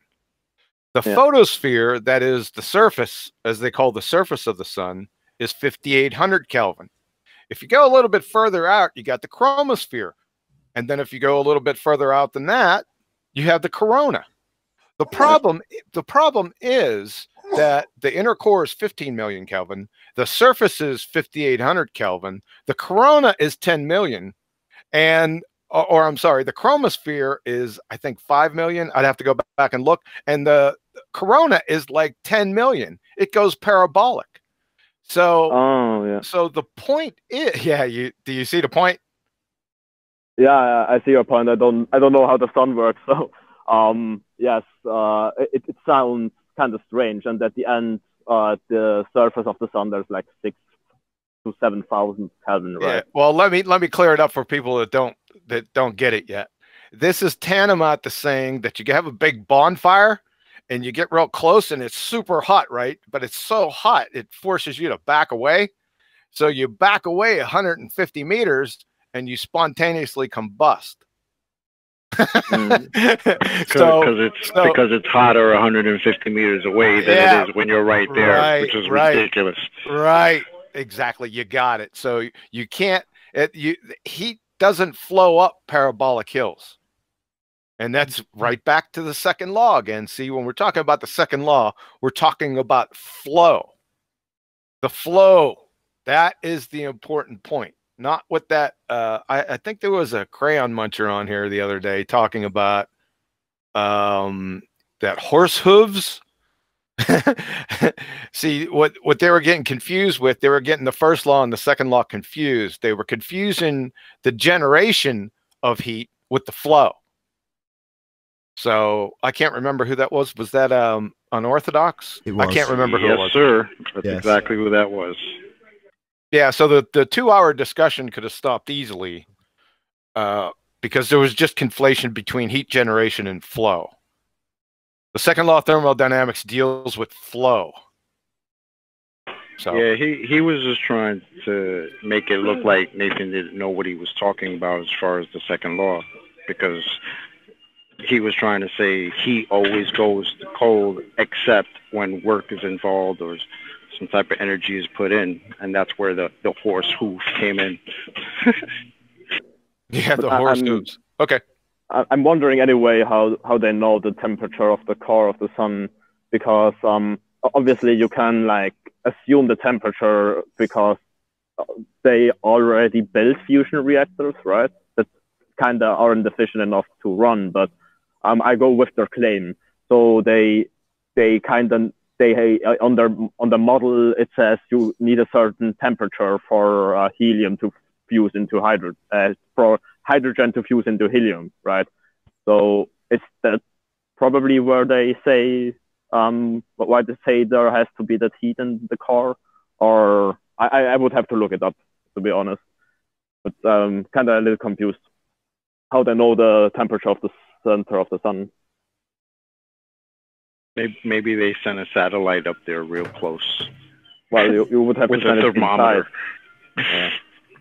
Like right inside the core, the satellite that doesn't burn. Send it into the core. Well, but yeah, I guess I would have to like get a little bit more knowledge on the subject of the sun and what they claim in order to understand where they came up with the what was like 150 million Kelvin. No, the core is 15. The story is the core is 15 million Kelvin. Oh, 15. Oh, okay. Yeah, 50 million. Yeah, 150 is a little bit much. No, not 50 million. 15. 15. Oh, okay. Yeah, 15. Yeah. Well, there's things I can't test for myself, obviously, because I only can feel how warm the sun is when I'm going out on a summer day. I can't go there. But another thing you said, like flat is always level. That's what I still you said it like 10, 12 minutes ago. Yeah, that's defined. Flat or level is flat. It's in the definition. Oh, okay, but flat isn't level. Like, yeah, you can. It is. Yeah. Well, if you have a wall, and the wall is flat, and let's say the wall is 90 degrees to the surface, so it isn't level, right? If you put it level there, or you tilt it to like 45 degrees, and then it isn't level anymore. A Right. flat surface. Right. I don't think I know. All I'm saying is the definition of level is flat.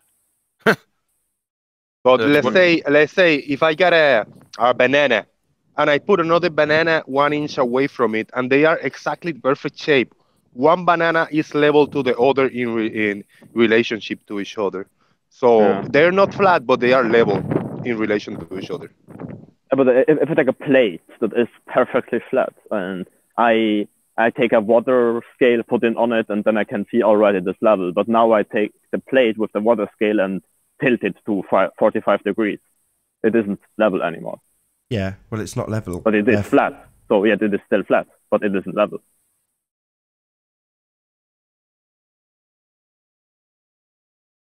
Whoa, what? Say that one more time. The plate is still flat, right? The plate that you tilted by 45 degrees is flat, but the plate isn't level anymore. Yeah, because you turned it 45 degrees. The surface is smooth. No. You're trying to pull one of those stupid Red's rhetoric tricks when he does his little shelf. Yeah, when he does his little shelf I know what he's routine. talking about. Yeah, it's friggin' moronic. Yeah, well, you turned the plate 45 degrees. The surface is smooth, but it's not level. See, you're conflating the surface with the object, right? Well, level. you would mean level and compare it to something else, right? Well, level in the geometrical aspect, not in the surface structural factor. Oh, I see. We're talking about. Well, let's see. Like, if I have a level, right? I have a wood table, and I put a level on it, and I take that. I'm sorry, it's noisy over here. If I take that level and I lift it up and tilt it 45 degrees, it's no longer level compared to the table, but it's still level because it's flat. Do I have that right?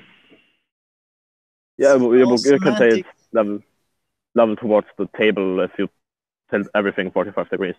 But the level, but your water scale or whatever says it isn't level anymore towards the ground, like towards. The problem is that now these guys are trying to say that curved meat is level.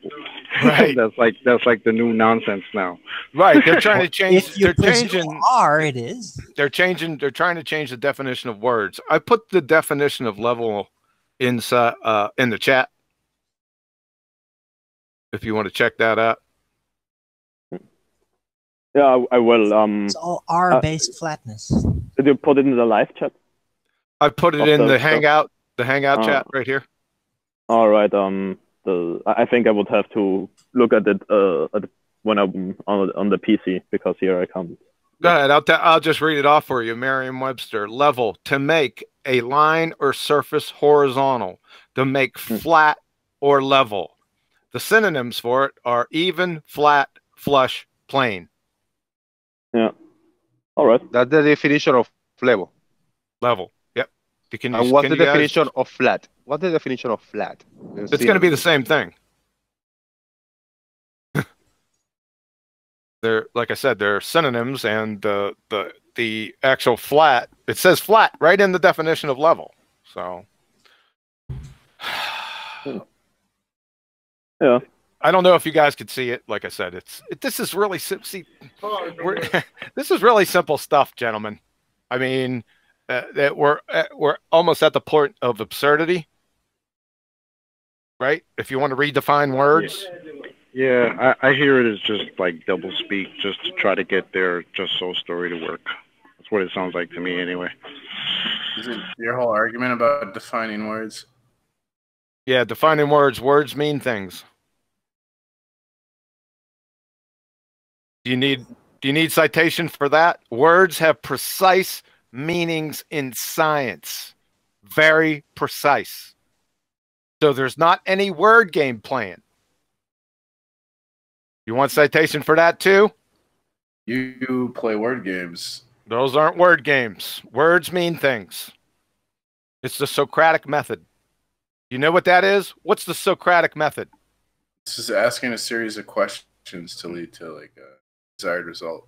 Oh, there's a little more to it than that. P. Mars.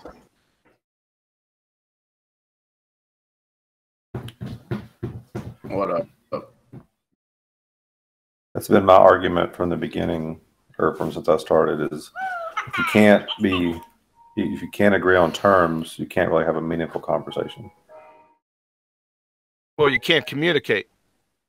Well, Nathan and John Stenja like to redefine terms to win arguments. That's the technique they use to debate.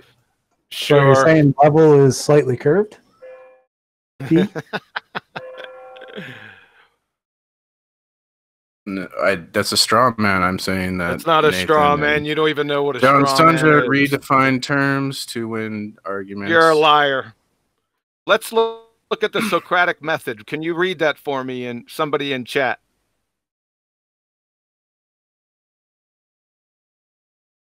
You guys don't like to read my stuff. So the Socratic method, a method of teaching or discussion like that used by Socrates, in which by means of a series of questions and answers, the logical soundness of a definition is tested. See, you only gave half the story there, P. Mars. Why? Well, because you're a clown, right? What? Oh, God. Why am I don't understand. Yeah, that's the point.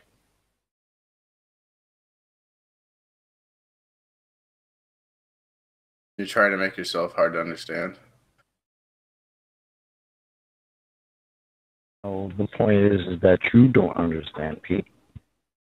No, he just said he was trying to make it so we don't understand him.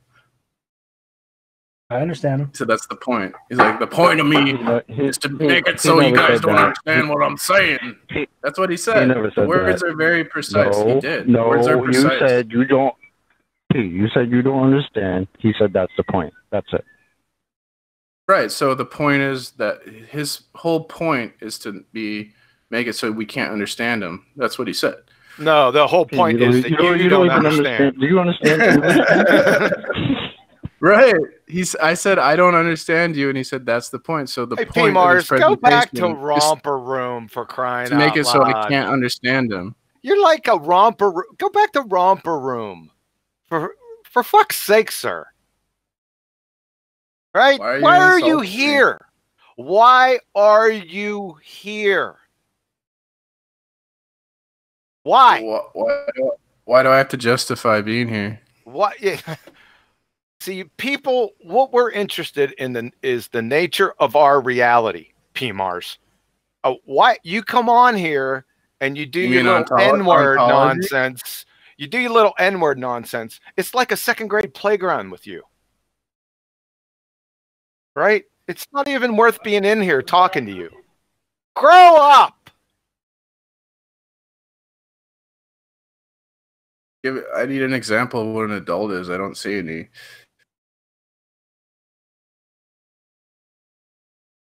Funny. Chocolate, I think they've created this like perpetual childhood.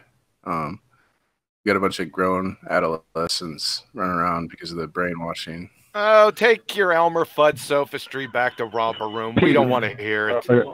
Are you still playing poker today, Pete? Is that what you're doing today? Is that your productive day? Yeah. Instead of coming in here and giving us bullshit, taking an actually pretty good conversation and just turning off all the IQ points to it? I'm not. What do you mean? I'm the one who's being insulted for no reason. I'm still interested in the answer to why you're here. I mean, sometimes I think you come in because you do want to learn stuff, but other times I think you're just here to troll. But in this instance, I genuinely don't know why you're here.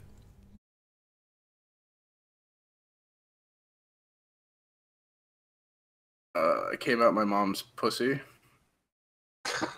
I don't mean how you came to be here, why you are specifically here now. I mean, I don't understand why I have to justify why I'm here. See, that right there is what I mean when I say you bring a conversation straight down with your bullshit. It's just silly sometimes, man. Your conversations are bullshit, so it doesn't really matter. But it's a motivational So why don't question. you come in and add something to it instead of, hey, conversations are bullshit, you guys trying to change words to make people say what you want, that. That's what you sound like all the time, bro. I'm sorry. I'm just trying to establish what's in it for you, P. What's in it for you being here?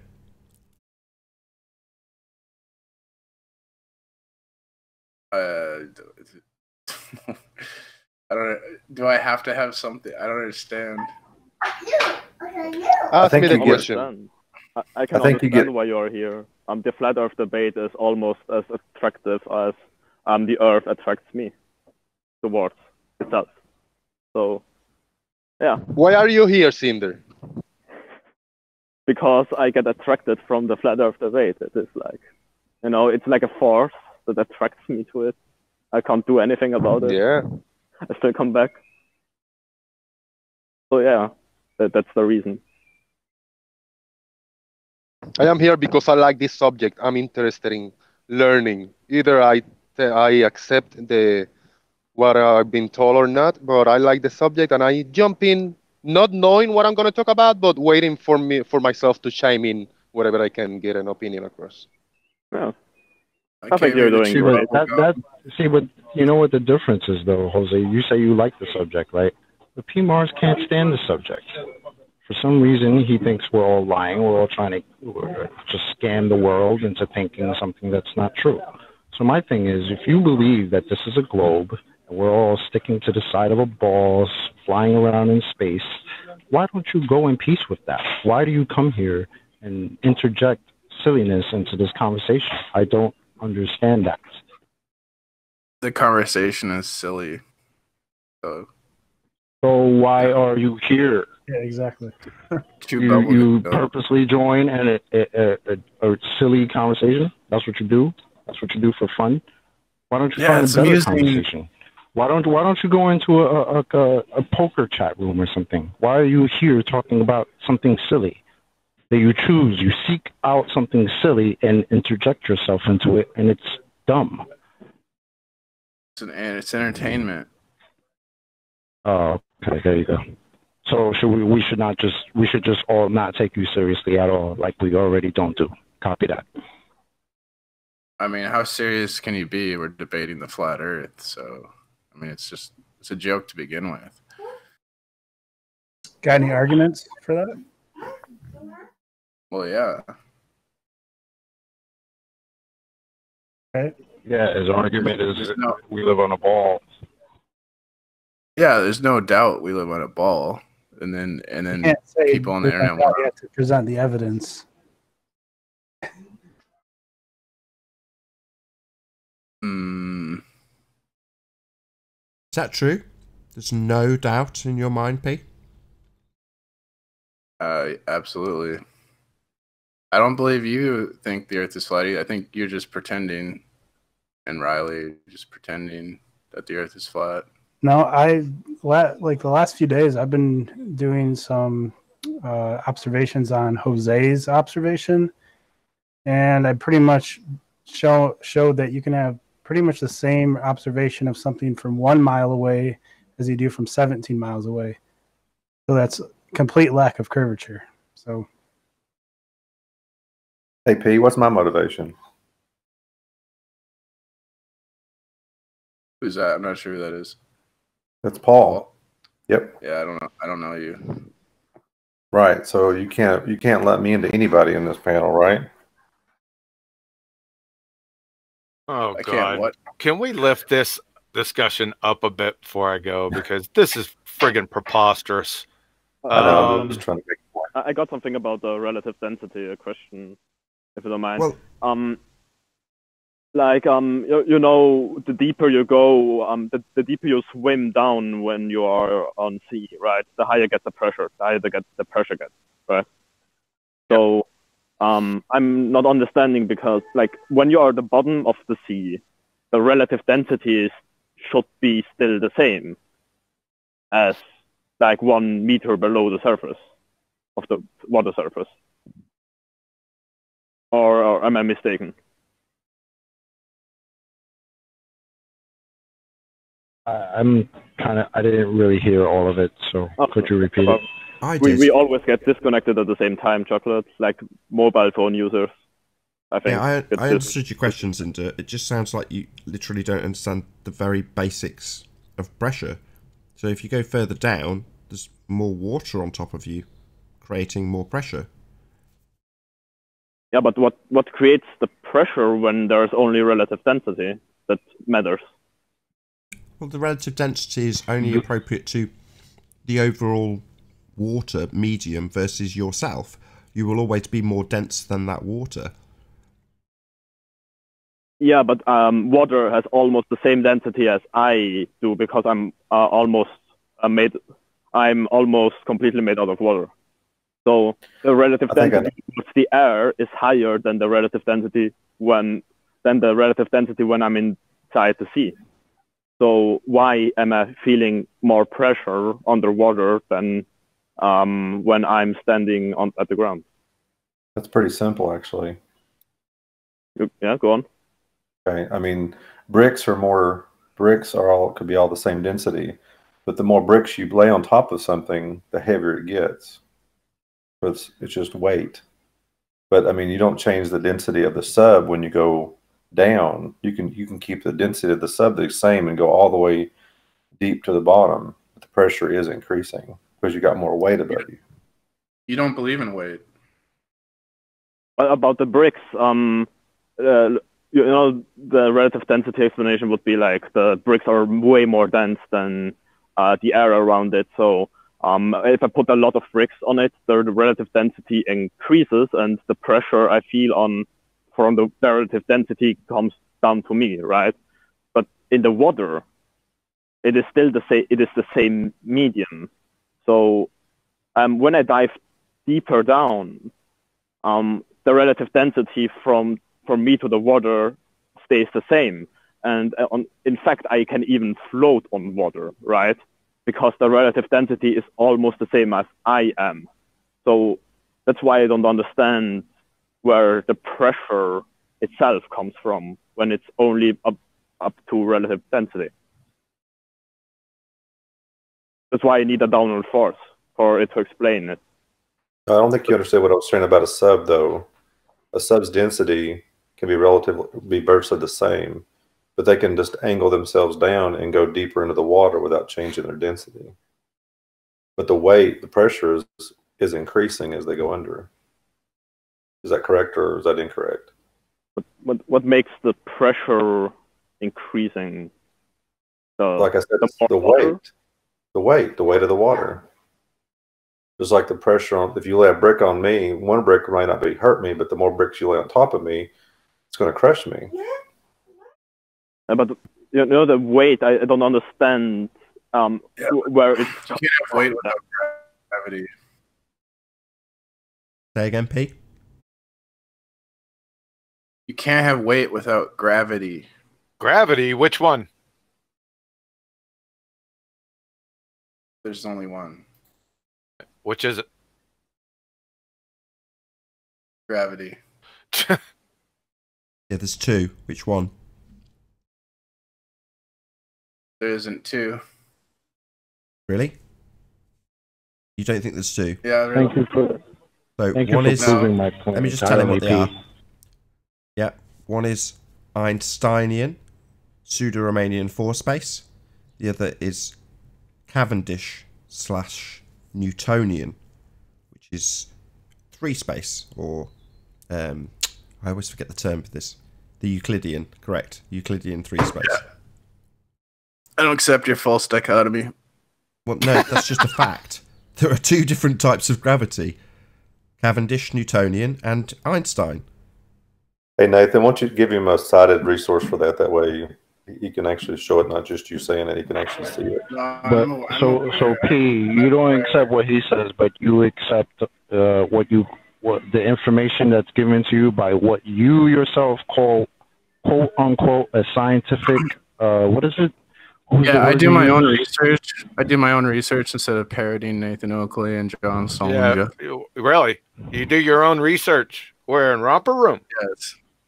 Romper Room research. Let's see some of your research. Go ahead, share his screen, Nathan. I want to see some of this research.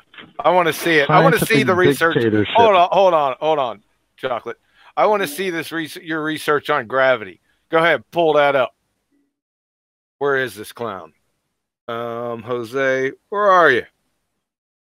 Chocolate, flat earth, Jose. I'm here. P, are you that knucklehead with the fur and your fur cap?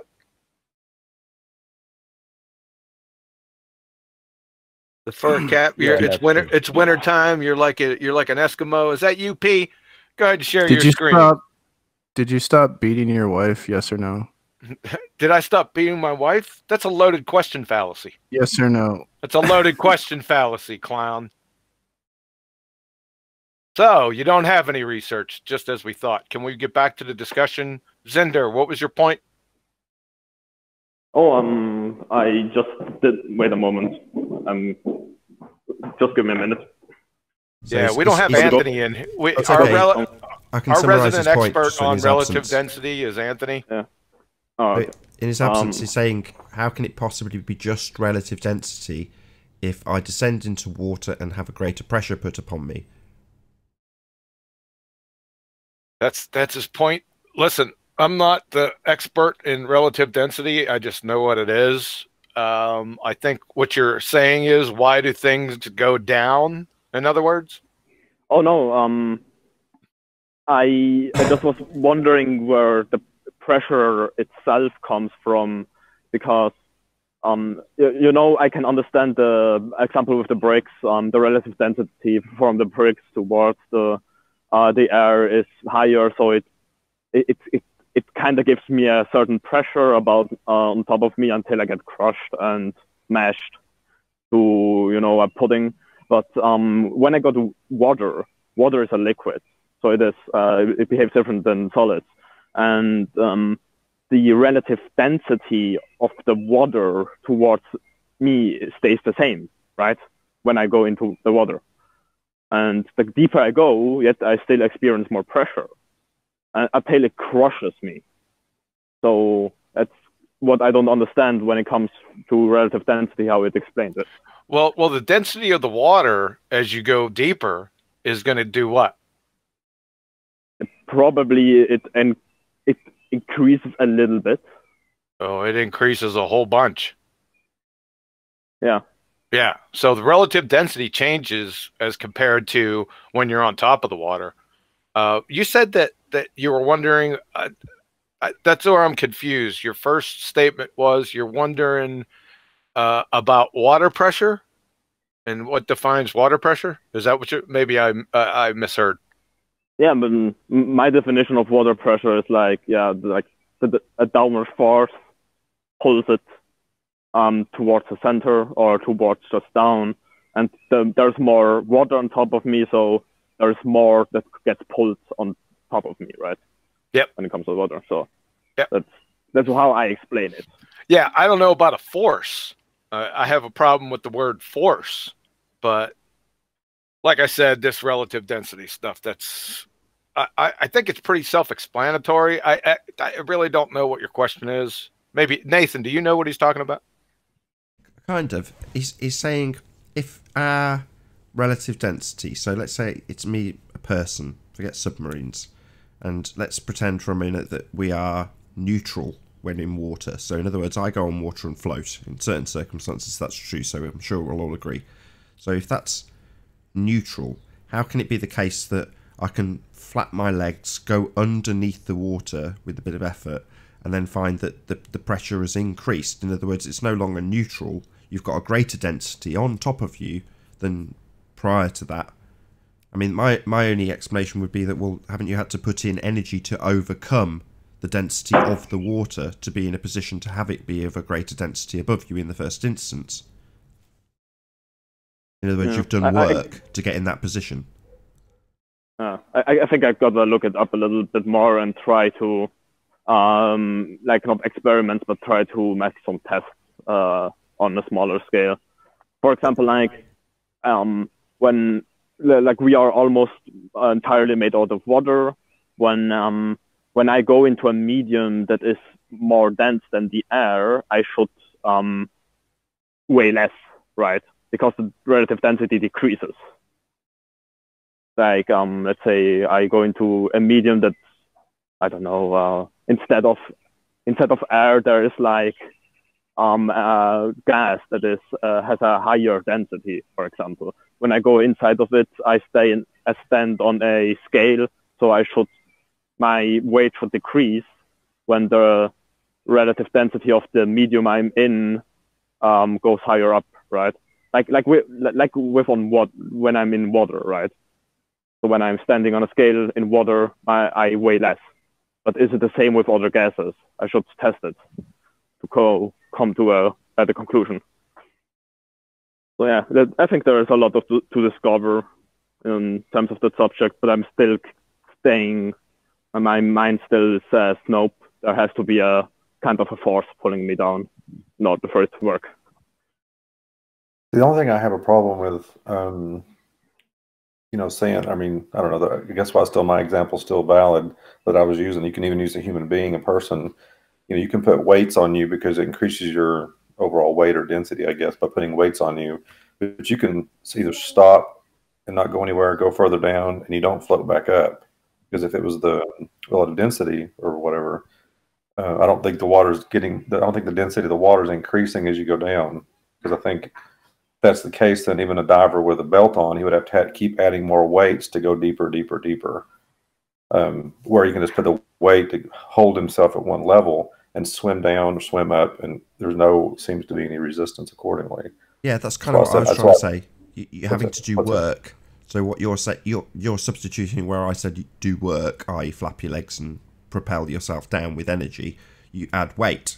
Well, that's similar to doing work in the respect that you're overcoming the relative density of yourself being, in this instance, neutrally buoyant. Well, you want to force that to be in disequilibrium. In other words, you want to become more dense and therefore add weight. The only other way that I can think of is to physically expel energy. In other words, swim down, right? But you've got to do work in order to achieve that. So your relative density hasn't changed. You've just used your energy to overcome the current state of neutral buoyancy to go beyond that. But that requires work and energy. So if the work stopped being done, then you would go back to an equilibrium. In other words, you would still be at your neutrally buoyant state. If you stopped doing the work, you'd just float to the top again. Right. Well, no. That's kind of what I'm saying. But I'm saying if the water gets more dense as you go down, for instance, and I have a belt on that keeps me buoyant in the water, or whatever state you start at. Yeah, you're going to take energy to go any direction you're going to go, whether down or up at that point, because you're going to have to use it to move yourself in the water. My point was saying is if the water gets more dense as you go down, then you would have to you had to add more weight, because if I use my legs to propel down in the water, then if it's the density, then I would, as soon as I stop pedaling, I would start to rise back up. But I don't, or divers don't do that. Submarines don't do that. So that was my point. So I don't know if that's why I think there's weight involved that's causing the pressure, but I don't think it's changing the density of the water. That's what I'm driving at. Oh yeah, I don't even know how hard it is to change the density of the water without changing the temperature, right? Like, you just go deeper. You just go deeper. So the more weight above you, the more pressure, i.e. the greater the depth that you swim down to, the more weight you physically have on top of you. So obviously a greater an increase in pressure. But for you to be the same relative density to that deeper water as was it Eric that said it? You've got was it Eric? No, he's gone. Who was it? Was it Paul talking? Yeah, it's me. It's Paul. Paul, as Paul said, you've got to add more weight. In other words, increase your density. Yeah, or as you said, swimming down. Wait, how do you have weight without gravity? I don't think you still understand what I'm driving at. We went to this before, P. Do you not remember? We said which gravity and you wouldn't give us an answer. So, you haven't given me an answer. How do you have weight without gravity? Yeah, we asked which gravity. It's back to this. You came in about terms, not wanting to clarify terms with us. Now you're doing it again. You guys don't believe in weight. Now, which one? Which gravity are you talking about that requires gravity? Which gravity do you refer to?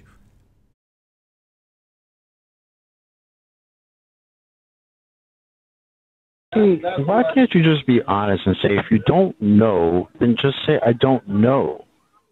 I don't understand. This is why. What don't I know? I'm not. I don't sure. I'm unaware of what's going on. I'll explain them. You've been I keep asking Nathan questions and he never answers any of my questions. Well, I answer all his I'll questions. try. If There's I don't two. know, I I just did admit I don't answer know. this already, P. So you're saying which two? I don't understand. There's just gravity. Okay. There's not. Yeah, okay, that's. Okay, I'm one trying gravity, to explain, and you're talking over me. Not This is just for your gravity. entertainment, P. It's not amusing. So there's two types: Newtonian Cavendish gravity, that would be objects of mass attracting one another, and Einsteinian gravity, the bending of space-time. These are two different things worked out in two completely different mathematical constructs: pseudo-Riemannian 4 space and Euclidean 3 space. Totally different mathematics, totally different gravity. So which one are you talking about that we must have for weight? Okay, so none of what you just said is true, and as a result, your question, it's not even a question, because the premise of your question is a lie. So there isn't You are a two liar. different versions of gravity, one working on pseudo-Riemannian 4 space, the other working on Euclidean 3 space, one called Cavendish and Newtonian gravity, the other called Einsteinian gravity. That's not true. Yeah, it is.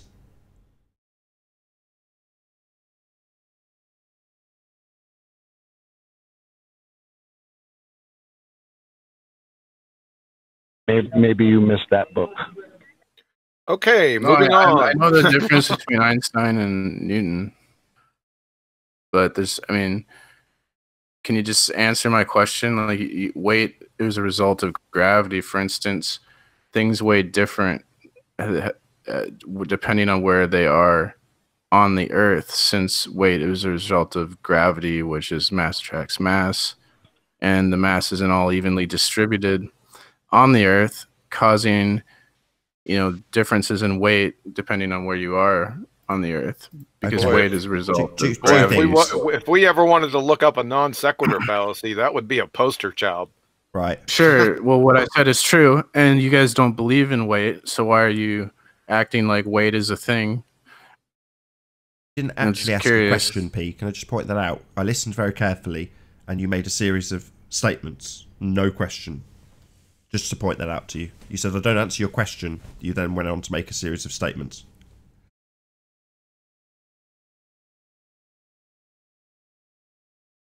Yeah. You Okay, then. you won't Just answer so my we're all question. clear. What's the point of asking questions? You've never answered any of my questions. You didn't ask one. Oh my god. I did earlier. Yeah.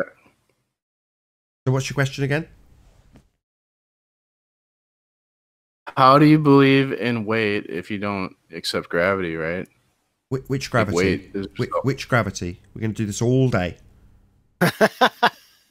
This is a joke.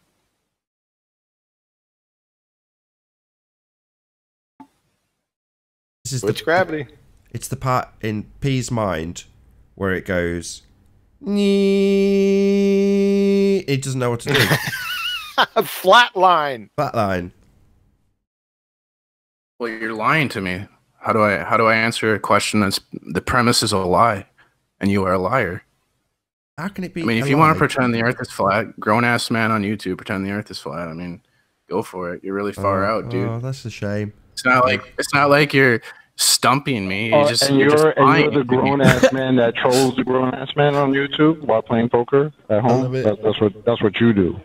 I'm trolling you by telling you the truth. Come on, man. Massive You long sound I think it's like- funny that I can sit here and say things that are facts, and I get called a troll, and Nathan can sit here and lie, and then you want to like give him money. Yeah, smash that super chat if you're Where are watching on your Nathan facts? Oakley 1980 or Nathan Oakley. So P, which gravity? There is definitely two. Einstein. Facts and are Newton. called trolling here. Yeah, which one do we not believe in?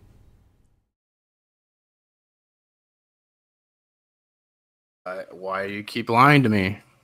I'm asking you a question, and every time I do so, you accuse me of lying. I'm asking you a know, question. you know that your question is a lie, and you keep asking it, and I keep telling you you're lying, and you keep doing it. Why do you want to just go in a circle? Like, I don't understand the point of this. Okay. But why don't we move First thing on? I'd like If you refuse to stop lying, then just move on to the next point. Stop to ask the lying, question. Nathan, for crying out loud, sir. I'm sorry. I didn't lied. realize questions were lies. There is I didn't only realize that. there's only one gravity. We'll call it. The premise of the question is a lie, right? That there's two. There's only one gravity. There's not like two different types of gravities. There's gravity. Can I ask you a There's not question? two Pete? gravity. Factually Can I ask you a incorrect, question? P. Now, you don't have to like this statement of fact.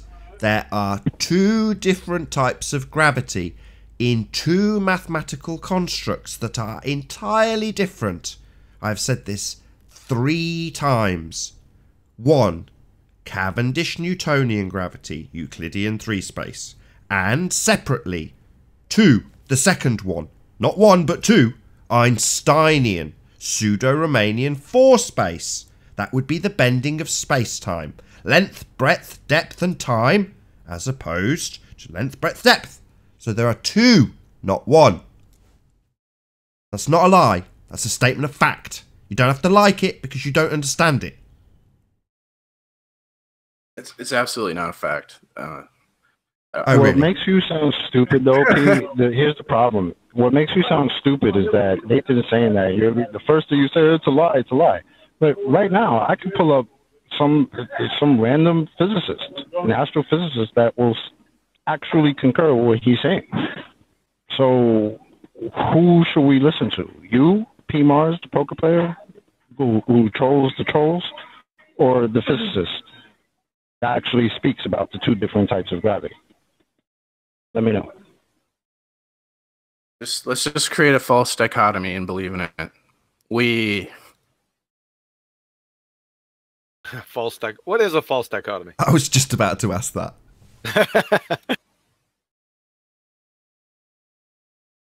So he's created, like there's two opposing factions of gravity, and it's not true. So there's only one or more than two, correct?